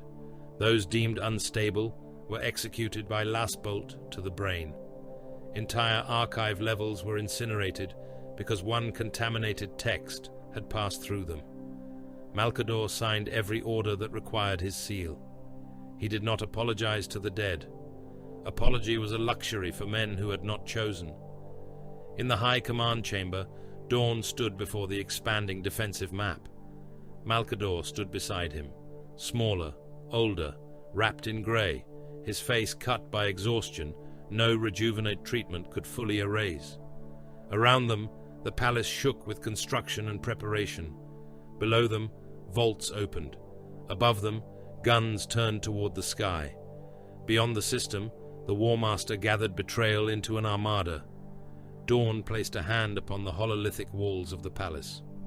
"I will hold them here." "Yes," MALCADOR said. "I will make Terra a fortress no army can take without drowning in its own dead." "Yes." "And you?" MALCADOR looked beyond the map, toward the unseen corridors where fear would travel faster than any invasion fleet. "Build your walls high enough to stop armies," he said. "I will build the lies deep enough to stop despair." Beneath Terra, the war became cleaner only in the sense that no sunlight touched it. Above, the palace wore gold, marble, adamantium, banners, gunmetal, and the stern geometry of Rogel Dawn's will. Its walls climbed higher, its bastions thickened, its macro cannons looked toward the burning heavens, its avenues filled with regiments, armor columns, supply trains, labor gangs, wounded men, marching servitors, and the endless thunder of preparation. Above, the defenders could still pretend that war was a thing of walls, guns, courage, and fire. Discipline. Below, MALCADOR's war crawled through black laboratories and sealed chambers where courage had very little value. The lower palace breathed through interrogation crypts, null vaults, astropathic cages, demonological archives, and corridors where every door required a different oath to open. Some chambers were lined with silver and salt, some with lead and iron, some with flayed skin marked in sigils because certain truths preferred organic surfaces. Some held prisoners whose names had been cut from every public ledger. Some held books that were not opened, only measured from a distance by condemned psychers whose screams provided useful data. Some held weapons too dangerous for the Mechanicum to bless and too necessary for MALCADOR to destroy. The astropathic cages were full. Bound psychers hung in brass cradles, their skulls fitted with needles, their mouths wired open so they could not bite off their tongues before revelation took them. Some whispered the same word for days until their lungs filled with blood. Some saw demons wearing the faces of dead primarchs. Some received battle reports from ships not yet destroyed and died before anyone could decide whether prophecy had military value. When one choir thrashed too violently, the wardens flooded the chamber with soporific gas. When that failed, they burned the whole cage from the outside and wrote the loss down as acceptable wastage. The null vaults were worse. Even the lights seemed reluctant inside them. The air had no warmth. The pariahs kept there did not rage or plead. They sat beneath black hoods and made the souls of nearby men recoil. Psychers vomited when brought too close. Servo skulls spun out of the air and cracked against the floor. MALCADOR hated standing near those chambers, not because he feared the blanks as men, but because they reminded him that every power had an opposite, and that his enemies had learned to use absence as a blade. In the interrogation crypts, the first shape of a future institution learned how to breathe. MALCADOR's chosen investigators gathered beneath lamps that never dimmed. Some had been magistrates, some savants, some killers, some broken officers whose loyalty had survived the death of their faith in command. Some were sanctioned psychers with eyes like bruised stars. Others were ordinary men, which made them more valuable than they looked. They did not yet call themselves by the titles later ages would fear. They bore no rosette known to the masses. They had no grand mythology, no holy mandate written across 10,000 years of blood. They had only MALCADOR's seal, his silence, and a doctrine simple enough to fit inside a grave. The survival of mankind outranked innocence. That was the lesson. Law was too slow. Mercy was too exploitable. Truth was too dangerous. A witness might become a vector. A victim might carry a whisper in his dreams. A loyal clerk might repeat a word he did not understand and doom a city because the warp loved curiosity as much as worship. The investigators learned to ask questions with blades, with memory engines, with psychometric hooks, with false comfort, with starvation, with promises, and with the careful removal of hope. They learned that confession was useful only when it led to names, places, routes, and objects to burn. They learned that purity was not assumed. It was tested until the subject broke or the tester did. A young interrogator once asked whether the innocent would be remembered. MALCADOR answered without looking up from a black ledger, "Only if memory serves." That was how the future began, not with a proclamation, not with a shrine, with men learning to kill uncertainty before uncertainty learned to pray. Yet MALCADOR knew even this would not be enough. Horus could die, terror could survive, the traitor legions could be broken, hunted, and driven into whatever darkness would take them. The Emperor might yet stand victorious, terrible and whole, above the corpse of his favored son. MALCADOR permitted other men to need that hope. He did not indulge it himself. Even victory would not end the war. The thing behind Horus was older than rebellion. It had no capital to seize, no throat to cut, no treaty to impose. It lived in fear, ambition, hunger, grief, bloodlust, pride, secrecy, and prayer. It could wear a warlord one century and a beggar the next. It could whisper from a battlefield skull, a child's nightmare, a navigator's third. Aye, a priest's sermon, a butcher's joy. To fight it openly was to show men a madness that might infect them. To fight it secretly was to drown generations in lies. Neither path was clean. So MALCADOR prepared a third kind of weapon. Not an army that did not know the truth. Not investigators who knew the truth and slowly rotted under it. Warriors who could know and remain unbroken. The chosen knights errant were brought toward their destiny one by one. Garrow, Cruz, others from shattered lines and compromised brotherhoods. Loyalists from traitor legions were the rarest and most valuable of all, because they proved something MALCADOR needed more than valor. They proved that loyalty could survive beyond gene-father worship. A son could turn from his Primarch and still serve the Emperor. A warrior could lose legion, name, kinship, heraldry, and inherited pride, yet remain useful to mankind's survival. MALCADOR prized that more than purity of origin. Blood had failed. Purpose might yet endure. Titan became the stage of secrecy. The moon was prepared beneath veils within veils. Fortress monastery foundations were cut under the ice and stone, shielded by macro-Geller fields and sigillic arrays, whose designs came partly from Terran lore, partly from Martian engine craft, and partly from vaults that MALCADOR had never permitted the Mechanicum to catalogue. Gene seed stores were sealed in chambers colder than death. Armories were stocked with bolters, force blades, storm shields, consecrated ammunition, Terminator plate, psych-out munitions, demon-warded chains, and weapons whose machine spirits had been taught hatred through rite and repetition. Psychic concealment wrapped the moon like a closed fist. Astropaths looking toward Titan saw only noise, or nothing, or memories of their own mothers calling from empty rooms. Navigator charts drifted subtly away from it. Traitor auguries slid over it like rain over oiled glass. To Horus, to his sorcerers, to the demonic things clustered at the edges of fate, Titan became a silence where a moon should be. Men were brought there under sealed orders. Some were recruits gathered from hidden sources. Some were warriors already tempered in impossible knowledge. Some were psychers strong enough to be useful and not yet mad enough to be destroyed. They entered the selection halls and found mercy had not been invited.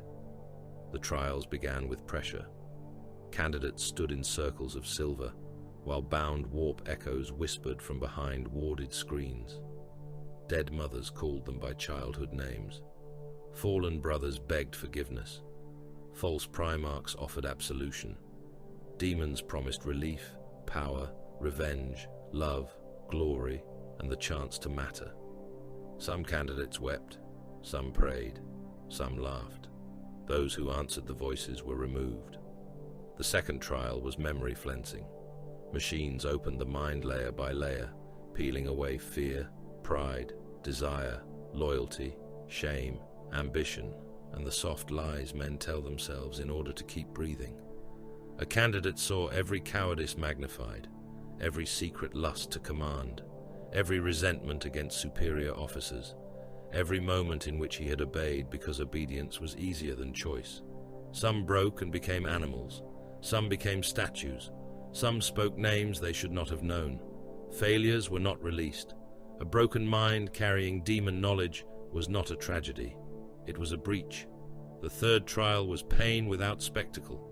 No cheering, no instructors shouting false courage, only white chambers, restraint thrones, nerve hooks, toxins, deprivation, prayer denial, sensory assault, and medici restoration sufficient to make the next agony meaningful. The body was taught that it could be betrayed by every sensation and still be commanded.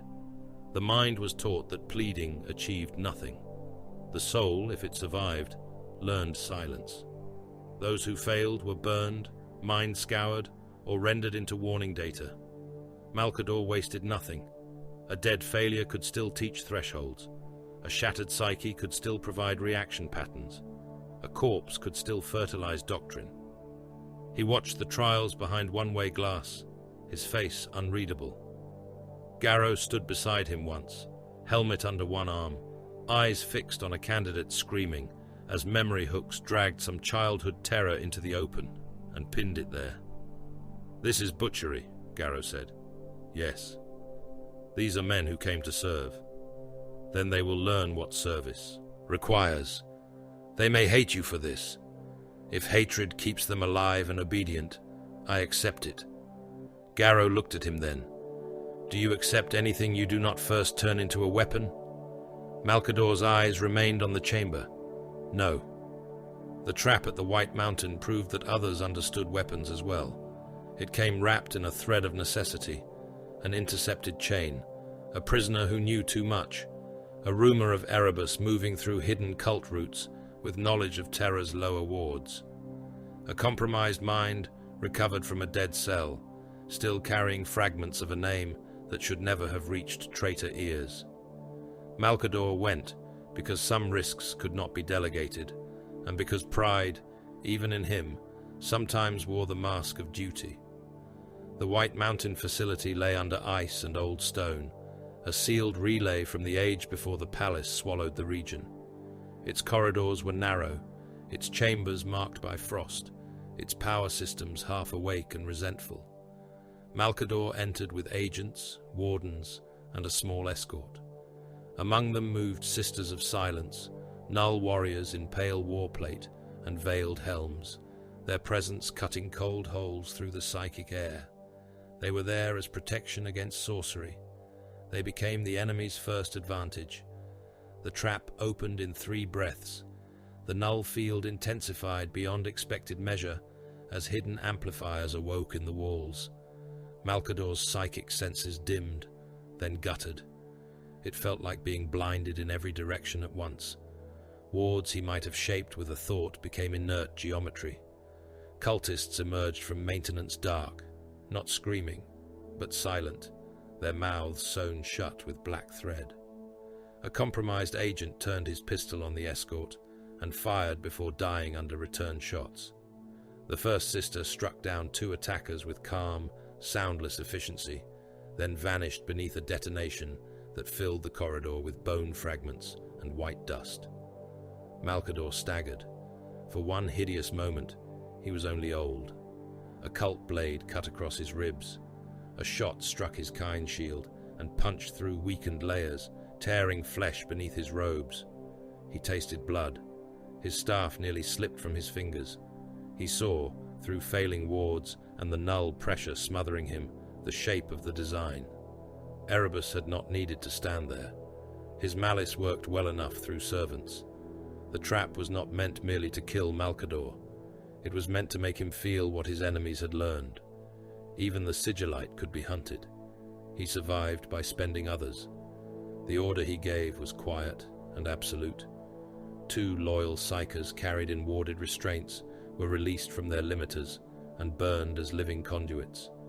Their minds flared, screamed, and collapsed, flooding the corridor with enough raw psychic force to overload the null amplifiers for a breath. One of the Silent Sisterhood died holding the passage, while MALCADOR took that breath and drove his will through the fracture.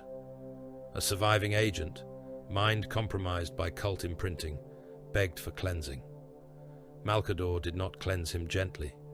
He tore through the man's thoughts, found the corrupted knot, cut out everything around it, and left a loyal ruin that could still speak 3 useful names before forgetting how to breathe.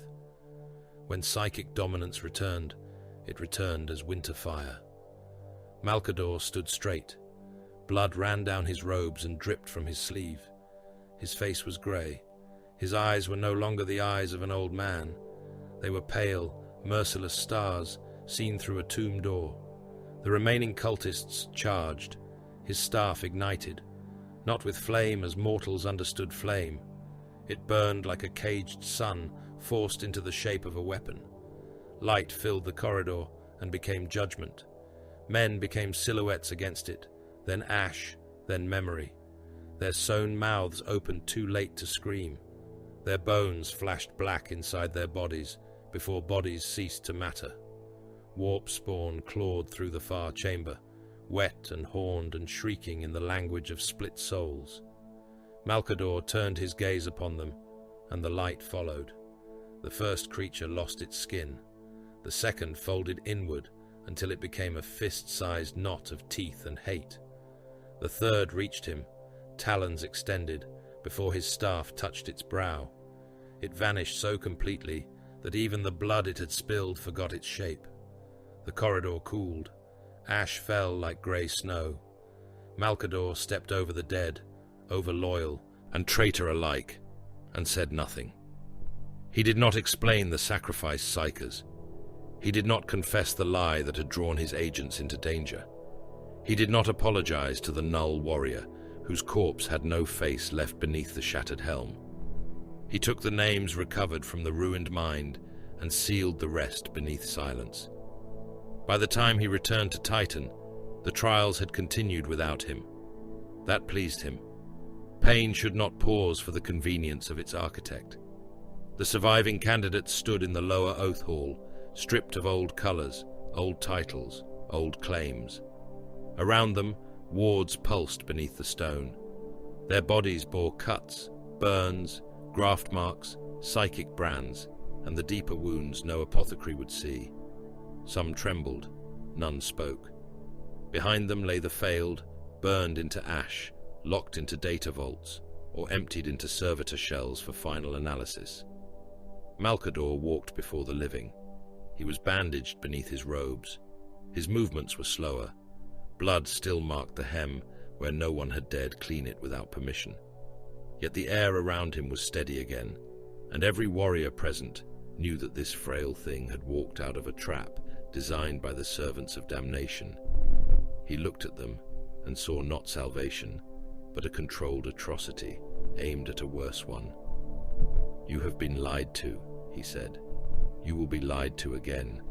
You will be denied comfort, denied glory, denied remembrance, and perhaps denied even the mercy of an honest death. You will know what others must never know. You will fight what others must never name. You will be hated by the things that wait beyond the veil, and if you fail, mankind will never know why it is screaming." No one answered. Good. Words were often weakness seeking permission. MALCADOR turned toward the sealed armories, the gene vaults, the hidden future beneath Titan's stone. "You will be pure," he said, "because I will leave you no room to be anything else." The void above Terra became a butcher's ceiling.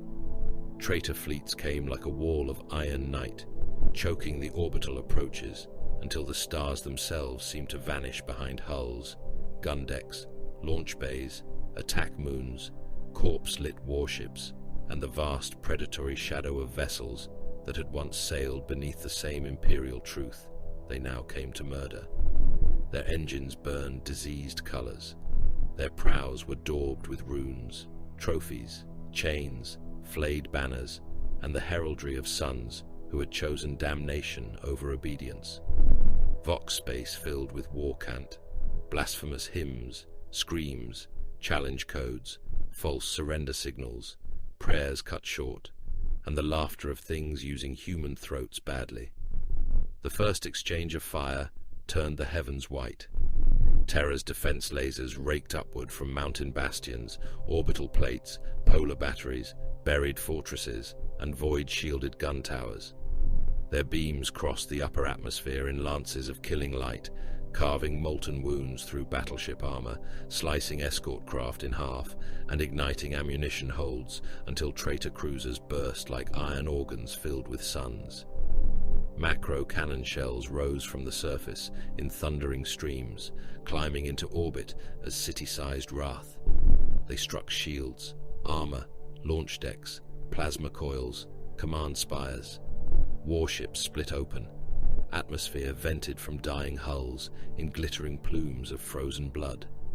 Men and traitors, and things that had once been men, spun out into the dark, burning briefly as they fell. Then the debris came down. It fell as iron rain. Plates of voidship armor screamed through clouds and struck the surface hard enough to flatten hab districts. Burning gun barrels crashed into parade grounds and defense trenches. Human bodies, traitor bodies, machine parts, cargo pods, shredded thunderhawks, drop coffins, and fragments of orbital docks fell across the throne world in a storm of wreckage. The sky burned for days. The ocean steamed where plasma reactors struck them. Entire refugee columns vanished beneath impacts that left nothing but glassed craters and scraps of cooked bone. Terror was no longer the throne of mankind. It was a corpse factory with walls. Dawn commanded the visible war. His will was written in bastions, counterscarps, curtain walls, trench systems, layered void shields, armored causeways, reserve routes, fire corridors, ammunition depths, overlapping kill zones, and fallback lines designed to bleed armies for every handspan of stone. He moved battalions as another man might move fingers. Solar Auxilia cohorts took the forward redoubts in lacquered void armor. Imperial Army mass infantry filled trenches from horizon to horizon. Laser guns braced on firing steps, slick with old blood. Legio Custodes held the sanctified approaches in gold, silent and terrible. Sisters of Silence stood where the warp pressed closest, null auras cutting cold wounds through sorcery. Titan legions strode between palace districts like walking cathedrals of rage. Night households formed lances beneath banners scorched by falling ash.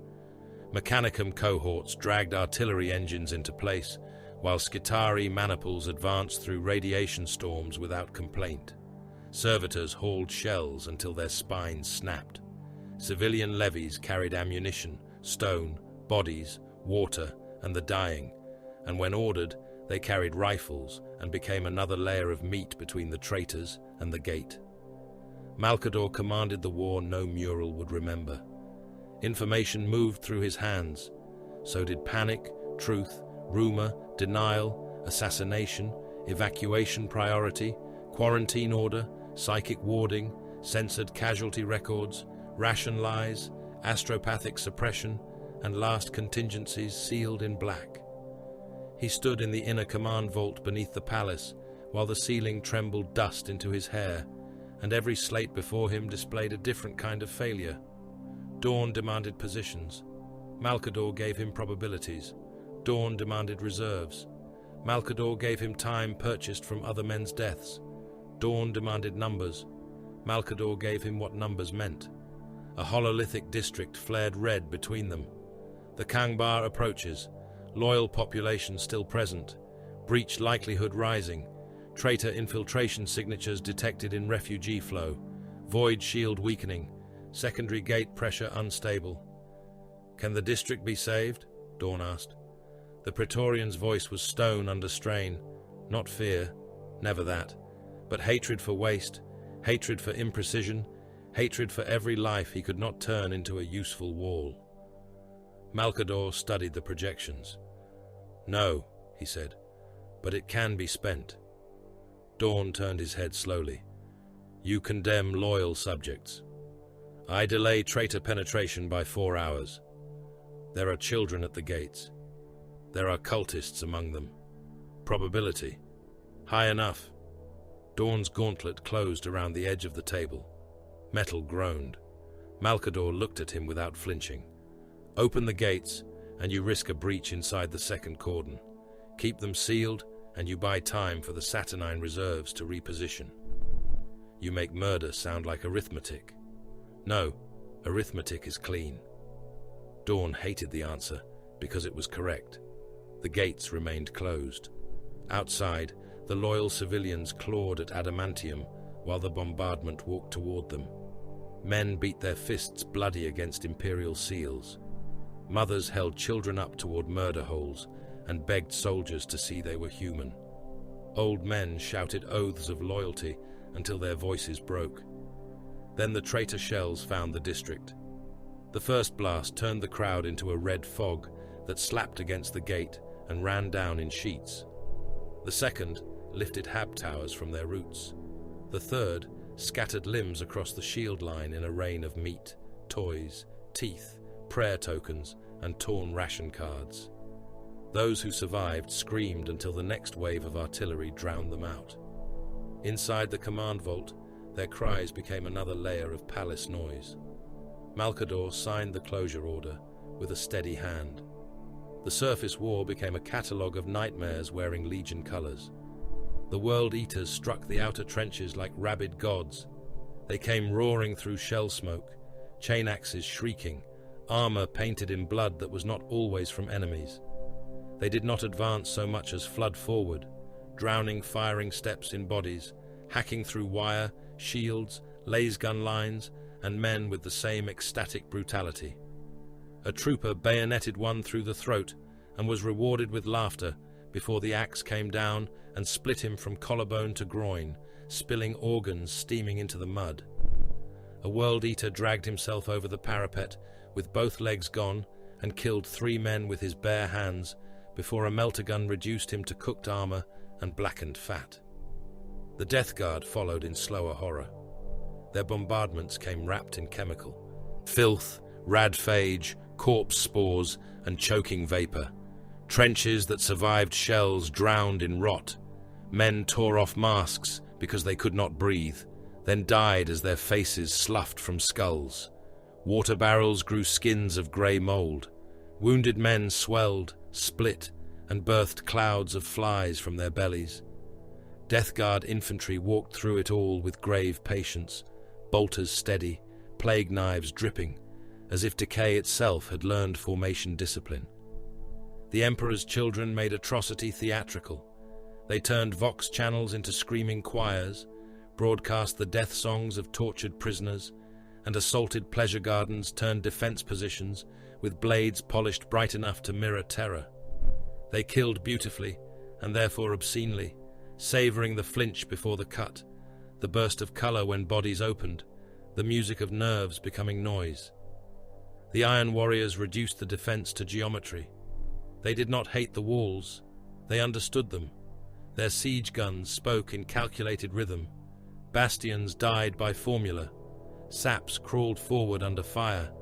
Mine charges opened fortifications from beneath, hurling defenders upward in columns of stone dust and shredded organs. Where others raged, they measured. The Thousand Suns bent reality around breach points. Warriors saw corridors lengthen into impossible distances. Las fire curved away from targets. Dead comrades stood and spoke with voices stolen from the warp.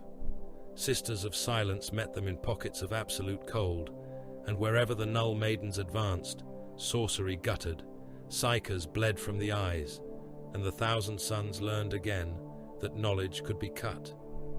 The sons of Horus drove toward the kill with the confidence of executioners who believed history had already chosen them. They came in disciplined spear tips, green plate blackened by ash, veteran companies striking weak seams, command nodes, shield relays, and morale anchors. Their war was not frenzy, it was betrayal honed into doctrine. The word-bearers sang the wounds wider. Their dark apostles raised Crozius and Blade amid bombardment, invoking things that answered from behind the skin of reality. Cult hordes followed them, chanting, sobbing, laughing, tearing at their own faces as demons moved among them like murder given shape. Men on the walls shot until their barrels glowed, and still the tide came, crawling over its own dead, blessed by lies, fed by fear. MALCADOR watched all of it in fragments. A war room lumen flickered. A psychic vision replaced it with a river of skulls flowing uphill. A report slate cracked in his hand. In its reflection, he saw Horus standing beneath a black sun, smiling with his father's face and a wolf's teeth. An assassin mission unfolded in clipped bursts across a sealed channel. A Vindicare cell eliminated 3 traitor logisticians, coordinating shell drops against the Western shield anchors. The first target died while drinking from a canteen, the round entering through one eye and leaving a spray of bone against a command map. The second died before he knew the first had fallen. The third lived long enough to trigger an alarm, forcing a Kalidas extraction through a hallway packed with cult troops. She left behind 7 corpses, 2 false identities, and a burning data shrine. In the civilian districts beneath the inner walls, hunger became a second siege. Corpse starch lines stretched through tunnels lit by red emergency lumens. Men traded wedding rings for protein bricks. Children slept beside dead parents because warmth mattered more than grief. Arbites shot looters. Priests of the imperial truth found themselves reciting words that sounded very much like prayers. MALCADOR allowed some of it, not officially, never officially, but despair needed a shape, and the shape men chose often wore a halo, whether doctrine permitted it or not. Violence reached the palace interior in sudden, intimate bursts. A maintenance crew near the lower air channels began chanting in a language no worker should know. By the time security arrived, they had nailed their supervisor to the wall with rivet guns and packed his open stomach with warding parchment stolen from a restricted archive. A demon thing unfolded from the steam vents, all horn, wet muscle, and broken human hands. Custodians arrived too late to save the first response team. One trooper was found with his skull turned backward inside his helmet. Another had been bitten in half and was still reaching for his dropped laser gun. MALCADOR entered after the Sisters of Silence had forced the creature into solidity. He raised his staff. The thing looked at him and spoke in Ael Wintor's voice. "Old man, confess." For 1 second, pain moved through MALCADOR's face. Then he burned it apart. The blast turned the demon into a shadow on the wall, then stripped even the shadow away. The possessed workers were executed. The surviving witnesses were mind-wiped. The corridor was sealed and renamed on all maps. The dead supervisor was recorded as industrial loss. Later, alone in a warded chamber, MALCADOR reached down through the psychic foundations of the palace toward the deepest pressure of the war, toward him. The Emperor sat at the center of agony beneath the golden lies of the palace, holding back a metaphysical ocean. The webway breach pressed like a sea of teeth against his will. Demons clawed at the hidden road. Shapes born from hatred, lust, ambition, despair, and hunger battered themselves against wards that would have failed if held by any other soul in human history. The Emperor did not merely resist them. He contained a catastrophe wide enough to drown the species. MALCADOR touched the edge of that burden and nearly fell. For once, he felt small, not weak, not afraid in the common way. Small. A single old man with ledgers, secrets, assassins, lies, and blood on his hands, standing beside an abyss whose scale made murder seem like arithmetic scratched into dust. He had condemned districts, worlds, bloodlines, friends, servants, innocents, and himself. He had built darkness deep beneath the Imperium so mankind could stand in a little light. Yet the thing beneath the palace made all his crimes feel both monstrous and insufficient. The Emperor's presence brushed his mind. No words, no comfort, only endurance. MALCADOR withdrew, shaking. Above him, the siege thundered harder. The Eternity Gate shook under bombardment. Its vast doors boomed as shockwaves rolled through the palace, each impact sending dust from saintless arches and cracks through stone laid by generations of dead laborers. Warriors looked toward it. Civilians prayed near it. Commanders measured how long it might hold. MALCADOR stood in its shadow, while alarms howled and distant walls died. For the first time, he understood without denial that all his secrets, murders, and contingencies might still not be enough. Horus lowered the shields of the vengeful spirit, and every loyal soul upon Terra understood the invitation was a blade. The signal came through the ruin of the Void War like a wound opening. The War Master's flagship hung above the throne world, vast and black and diseased with unholy power, its hull marked by bombardment scars, burning launch bays, and runes that should not have existed in real space. Around it, the battle still raged in the dying heavens. Loyalist ships bled atmosphere and fire. Traitor vessels drifted in broken arcs, vomiting bodies and wreckage into the pool of terror. Attack craft hunted each other through fields of debris. Orbital plates burned. Defense batteries on the surface fired until their barrels glowed white, and their crews died deaf, blind, and cooked inside their own bunkers. Then the void shields around Horus's throne of treachery fell. Not all of them, not by accident. Enough. An opening, a challenge, a trap. There was no time left to debate the difference. Terror was dying by the minute. The palace walls groaned beneath ceaseless bombardment. The Eternity Gate had become a drum for the guns of traitors and monsters. Corridors behind the front filled with wounded men, severed limbs, dead servitors, broken weapons, and the incense stink of emergency rites. The air tasted of copper, ash, fear, and old prayers nobody officially believed in. Dawn's walls still stood, but standing was not victory. Standing was only a slower form of bleeding. In the deep places beneath the palace, where gold gave way to black machinery and the truth of mankind's survival sat screaming in silence, the golden throne waited. It had never been a chair. Only fools, poets, and later priests would dare call it that. It was a god engine of agony, a continent of impossible mechanisms focused into a single station of torment. Cables as thick as ancient trees vanished into the walls. Psychic conduits pulsed with captured suns. Archaeotech needles hung in clusters like the fangs of metal. Beasts. Ward circuits crawled across the floor in golden lines that hurt the mind to follow. Soul pressure gathered around it in invisible tides, crushing thought, bending breath, making every mortal instinct beg to flee. It was machine, altar, weapon, prison, gate, and executioner. Upon it, the Emperor of mankind held back hell.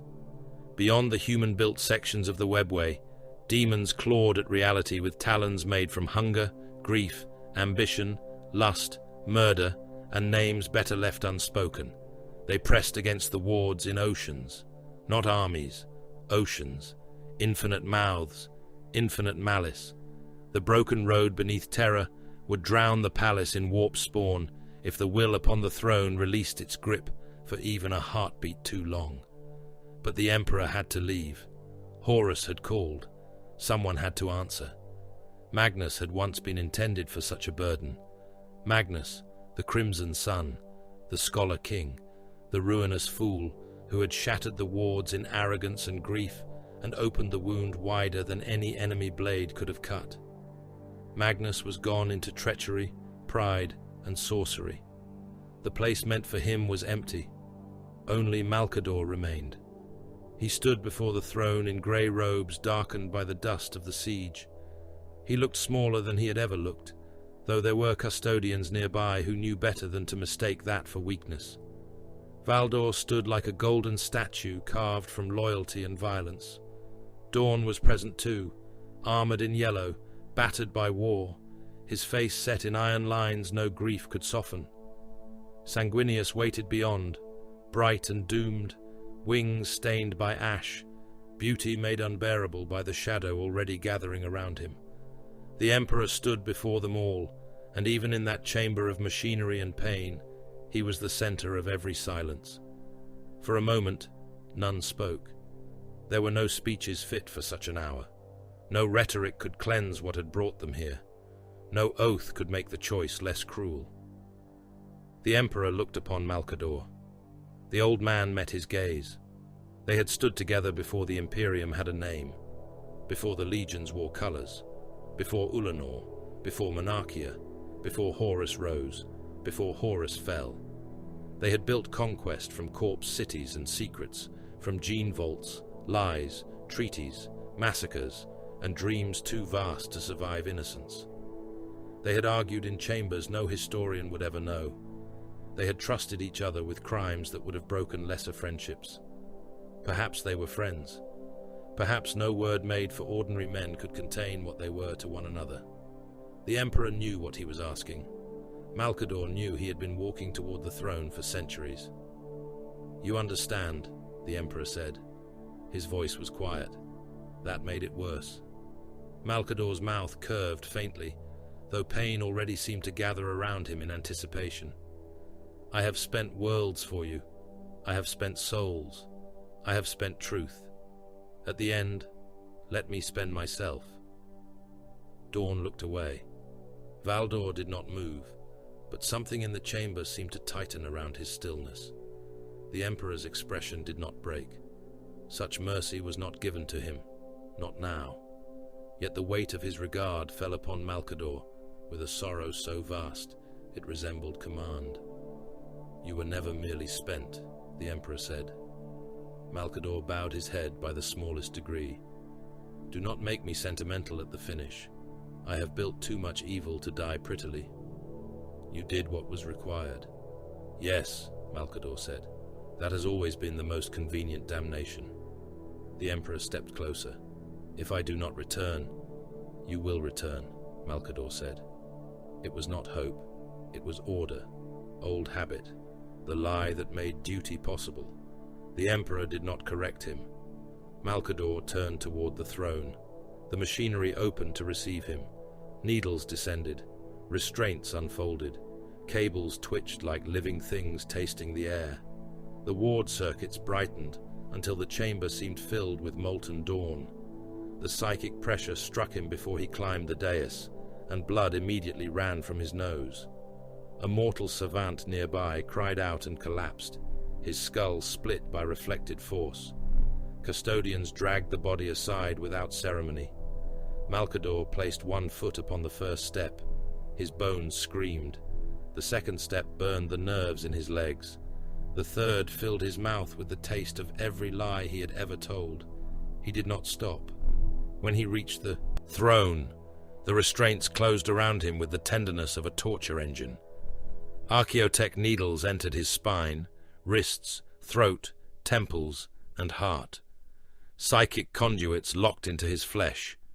His hands settled upon control surfaces that were neither metal nor thought, and the machine recognized him only as fuel insufficient for the task. It took him anyway. The Emperor stepped back. For the first time in years beyond ordinary counting, the burden shifted. Malcador took it. The webway breach hit him like an ocean of knives. His back arched. His mouth opened, but no sound came at first. The first scream was too large for his body and burned silently through him. Skin split along his arms. Blood boiled in his capillaries, swelling beneath the flesh in black branching lines before bursting through pores as steam. His teeth cracked. His tongue blackened at the edges.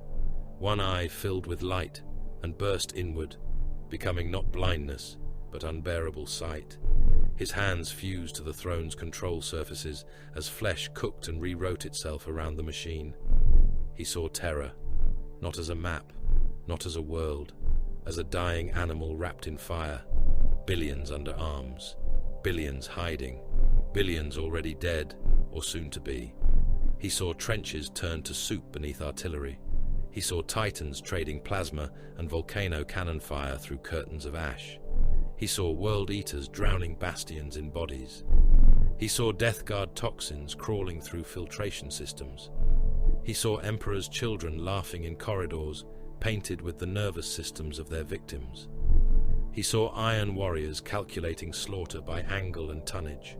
He saw word-bearers singing doors open for demons wearing dead men as robes. He saw sons of Horus moving with disciplined hatred toward the father they had betrayed.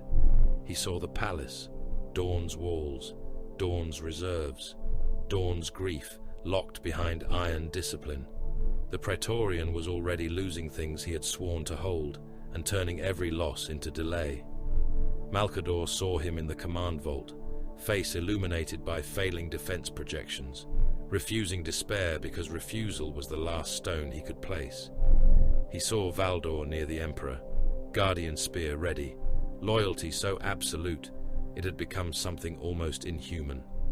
He saw the custodians around him, golden and silent, each one prepared to kill or die without the comfort of explanation. He saw Sanguinius. The vision hurt worse than the throne. The angel moved toward the teleportation musters, like a saint walking willingly into his own murder.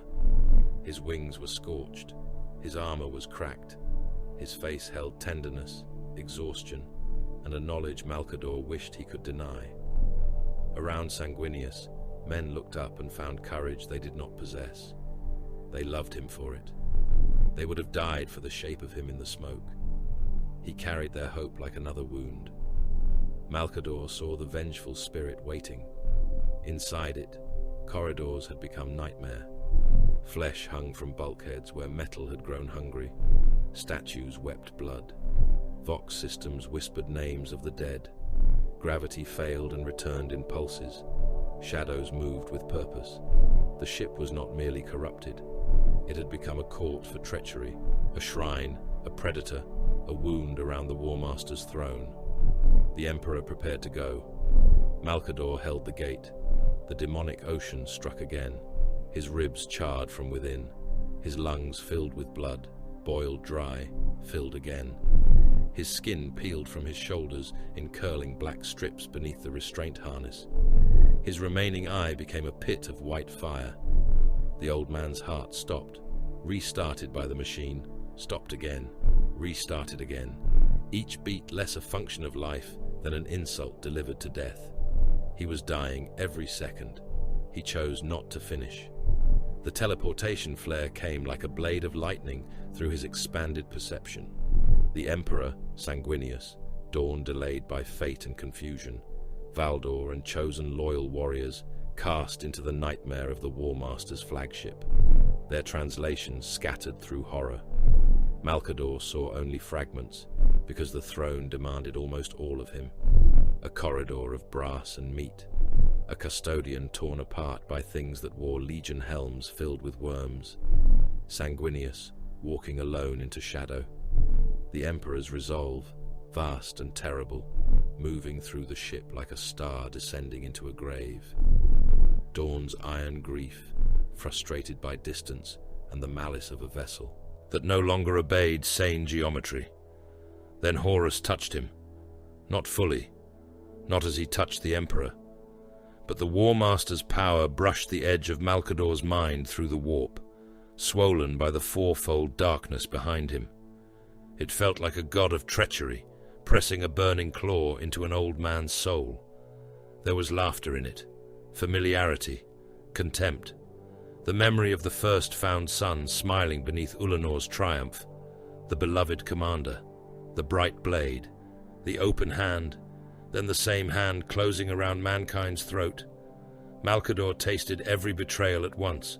Horus showed him what might have been, peace after victory, sons gathered, the Emperor understood, MALCADOR forgiven, the secrets made unnecessary, the dead justified, the lies washed clean.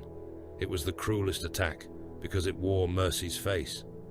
MALCADOR spat blood over his blackened tongue. No, hope had no place in him now.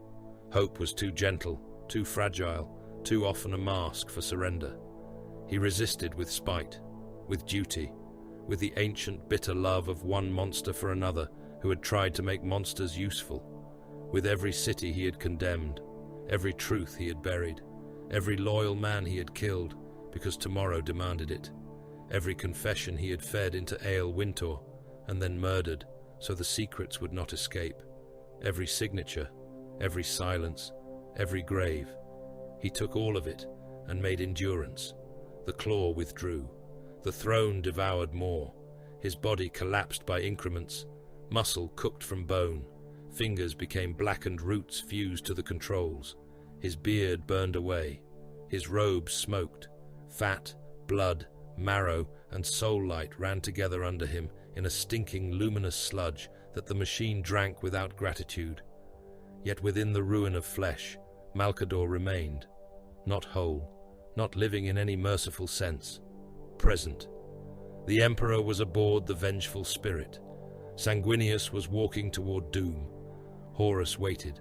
Terror screamed. MALCADOR held. No scribe stood near enough to record the sounds he made. No remembrancer would paint the truth of his flesh splitting and his bones glowing under translucent skin. No priest would understand what prayer had cost before prayer was permitted. The chamber filled with heat, ozone, cooked meat, psychic thunder, and the silent pressure of demons denied entry by one old man who had decided death could wait until duty released him. Somewhere beyond pain, beyond the last usefulness of breath, MALCADOR felt the Emperor's presence turn toward him one final time, before the last confrontation swallowed all lesser perception. Not sigillite, not regent, not shadow, hero. Victory came back to Terra as a corpse carried through smoke. Horus was dead. That truth moved through the palace in broken fragments before any formal proclamation could shape it into doctrine. It came through failing vox channels, through astropaths who sobbed blood while repeating the impossible, through officers who stared at one another as if words had lost their authority. The War Master was slain. The arch-traitor was ended. The great beloved son, who had dragged half the Imperium into damnation, had fallen beneath the hand of his father. No one cheered. There was no strength left for triumph, and no triumph worthy of the price. Terror lay beneath a poisoned sky. The void above it still burned with wreckage. Orbital debris fell in long, flaming trails, striking ruined continents and dead cities with impacts that shook the bones of the world. The palace was not a palace anymore. It was a carcass of walls and gun emplacements, of collapsed bastions, shattered causeways, broken towers, and gates sealed with blood so thick it looked black beneath the ash. Trenches overflowed with corpses. Some still wore imperial colors. Some bore the marks of traitor legions. Some had been changed by the warp into things that even death had not made harmless. Servitors pushed mountains of limbs into burning pits. Skitari crawled through radiation fog to mark unexploded ordnance. Wounded men lay in corridors, begging for water, for morphia, for the Emperor, for mothers long dead on worlds they would never see again. The dead Primarchs were the wounds history would never close. The shattered legions were the bones that would never mend straight.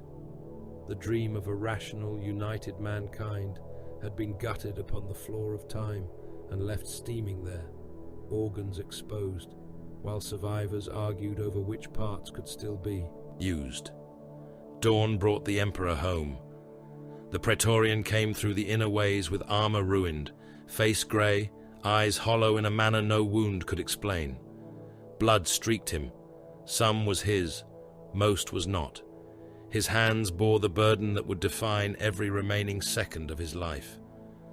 Valdor walked with him, golden armor darkened by the filth of the vengeful spirit, guardian spear still in his grasp, though even he seemed diminished beside what had been done.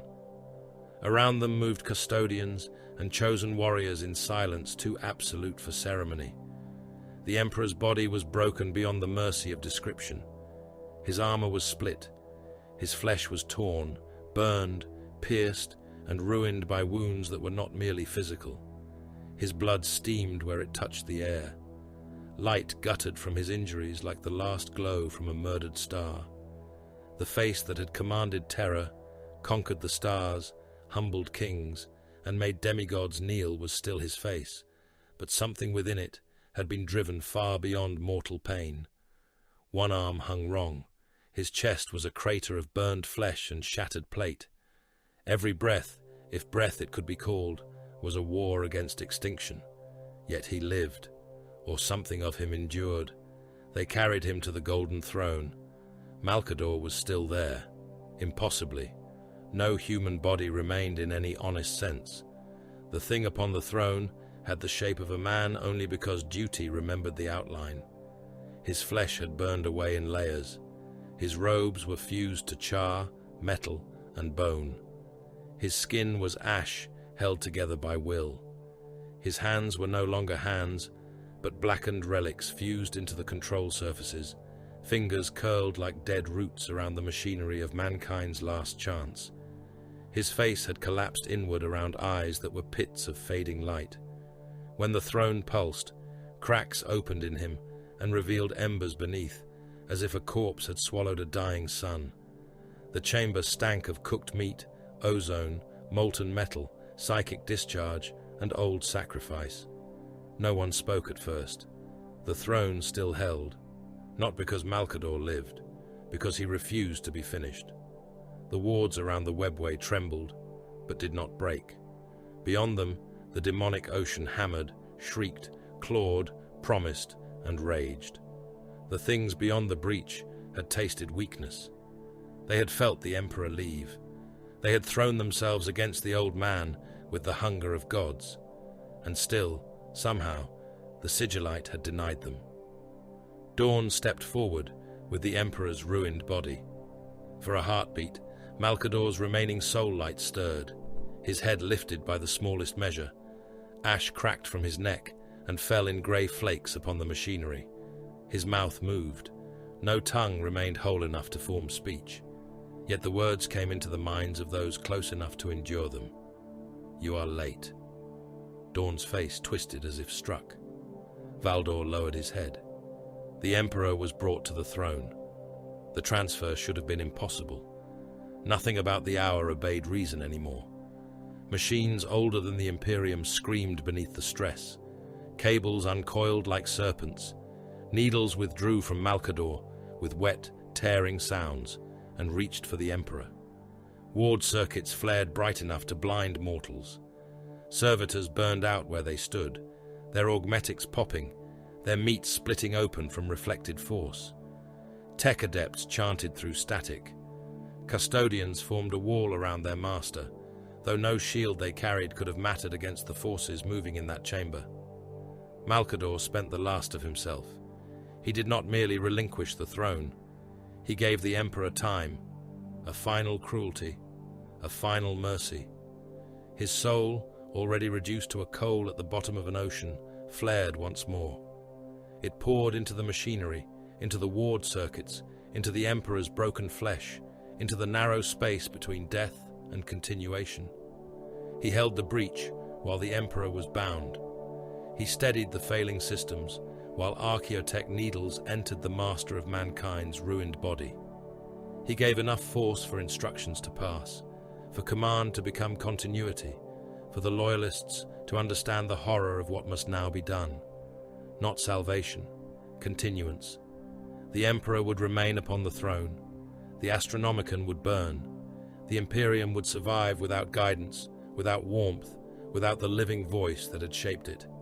10,000 years of war, tithe, fear, ignorance, sacrifice and prayer would begin in that chamber, not because it was good, not because it was just, but because the alternative had teeth and waited beyond the veil. MALCADOR understood it. Perhaps he had always understood it. The Emperor was interred upon the golden throne as ruler, prisoner, beacon, corpse, and god in waiting. The machinery closed around him. His ruined flesh became the heart of an empire that would never again be young. The chamber trembled as his will took hold. The wards steadied. The demonic tide recoiled, howling at the denial. The Astronomican's future fire shuddered in the distance, hungry for the souls it would consume day after day, age after age. The imperial future began with a broken throne, a dying god, a dead regent, and institutions built from fear. MALCADOR's body collapsed. The ash that had been a man fell inward, losing its shape at last. What remained of him drifted down over the throne's base, over cables and sigils, over blackened metal and golden circuitry. No heart stopped, because no heart remained. No breath fled him, because breath had burned away. The last light in the sockets of his ruined face vanished like a candle pinched between iron fingers. MALCADOR the SIGILLITE died without an audience large enough to understand him. No billion-voice hymn rose from terror. No masses gathered in the ruins to mourn the man who had condemned them, saved them, lied to them, counted them, spent them, and protected them from truths that would have eaten their souls. No child in the refugee tunnels whispered his name. No soldier dying in a trench knew that the old regent had held hell shut with his own soul while their emperor went to kill his son. Those who knew stood in silence. That was all the ceremony truth could afford.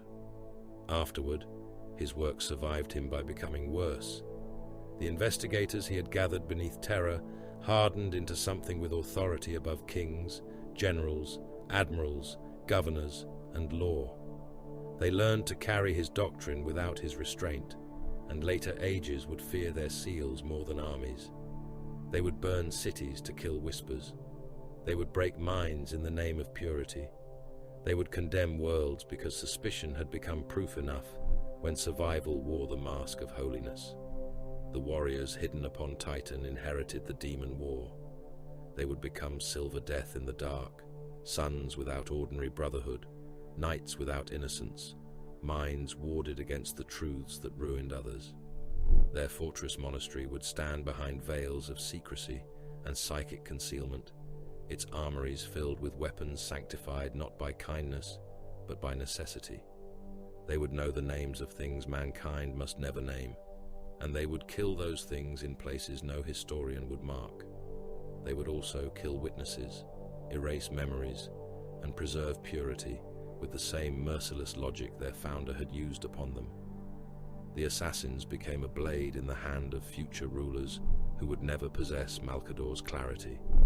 Temples of stillness, poison, polymorph flesh, chemical rage, and soulless negation endured beneath layers of ritual and secrecy. Kings would die with no wound visible. Heretics would fall in locked rooms. Governors would kneel before decrees and bleed across polished floors. The Imperium would pretend such deaths were fate, illness, accident, or divine correction. The Administratum metastasized. What had begun as MALCADOR's rational weapon became a galaxy spanning hunger of parchment, wax, ink, data, seals, tithes, permissions, denials, duplications, and forgotten authority. It could move fleets. It could starve armies. It could raise regiments from worlds that had already died centuries before because no clerk had corrected the record. It could lose planets in filing errors and then punish them for failing to answer. It could smother mercy beneath procedure and call the suffocation order. MALCADOR had built tools to save mankind. Mankind kept the tools and forgot the hand. His ashes were gathered under absolute seal. Not all of them. No one could gather all of what the throne had consumed. Some part of him had been burned into the ward circuits, some into the Emperor's continued existence, some into the psychic scars beneath the palace, some into the memory of demons denied entry and made to hate an old man they could no longer reach. What could be gathered was placed in a reliquary of silver, black glass, and psycho-reactive crystal. No procession bore it through the palace. No choir sang, no priests blessed it, for the age of priests had not yet been admitted, though it was already waiting in the cracks. Custodians watched. A few of MALCADOR's chosen agents stood with faces blank from grief or conditioning. The reliquary was sent under guard through routes that did not exist, across void paths hidden by dying orders, toward Titan. There, beneath stone and ice and wards that bit at the soul, MALCADOR's remains were sealed. The Grey Knights guarded him before the galaxy knew their name. Their reverence was cold. It had to be. Warmth invited weakness, and weakness invited the enemy. They did not weep. They did not call him saint. They did not pretend he had been gentle. They placed the reliquary in a tomb of silver, ash, and sigils, beneath inscriptions written in ciphers that would kill an unwarded mind. Around it, they set circles of banishment, null iron, hexagrammic seals, Psychana locks, and weapons to be drawn only if something impossible answered from within. The man who built the Imperium's shadow was buried in shadow. That was fitting. He had saved humanity, but not kindly. He preserved mankind by teaching it to survive without innocence, surveillance, assassination, tithe, sacrifice, holy ignorance, sealed archives, burned witnesses, mind-scoured servants, loyal men killed for possible treason, worlds condemned for better roots, faith caged until faith became useful, truth buried until the grave became a foundation. His legacy was not clean heroism. It was survival with blood beneath every seal and a corpse hidden under every oath. Far in the 41st millennium, a scribe in a vault older than his bloodline copied the name MALCADOR with a shaking stylus and knew only that the ancient regent had been called hero. The scribe did not know the weight of the title. He did not know the smell of the throne chamber when flesh became fuel. He did not know Ale Wintor, the dead confidants, the erased bloodlines, the first ledgers of sanctioned murder, the cities spent, the lies built deep enough to hold despair at bay. He copied the name, stamped the parchment, and filed it in the wrong archive. In the 42nd millennium, an inquisitor invoked MALCADOR while ordering a hive quarter burned to deny a demon host fresh bodies. He spoke the name as blessing and precedent, never understanding that the old man might have approved the act and despised the ease with which it was done. On Titan, a grey knight passed the sealed tomb before war. He inclined his head, not in worship, but in recognition. He knew fragments, enough to fear, enough to respect, not enough to understand. No one understood MALCADOR anymore. Perhaps no one ever had, save the Emperor, and the Emperor sat silent upon a throne of agony, consuming souls so that mankind could continue mistaking survival for victory. In a sealed sigillite archive buried beneath redundancies, dead languages, and traps for curious minds, there remained a line attributed to MALCADOR. Whether he wrote it, spoke it, or only deserved it, did not matter. By then, truth had become another corpse in the foundations. Let them hate the darkness if they must. They lived because I kept it. Beneath Titan, in the warded tomb, the reliquary slept. Ages passed above it in war, prayer, madness, and flame. Demons whispered from the edge of wards. They came as voices through frost, as scratches beneath stone, as names pressed against sleeping minds. They promised revelation. They promised forgiveness. They promised the return of sons, the end of duty, the collapse of doors left too long closed. The sigils burned, the silver darkened, the ash within the reliquary stirred. Not a body, not a ghost, only the last echo of the Emperor's oldest friend, refusing even in death to let the dark in.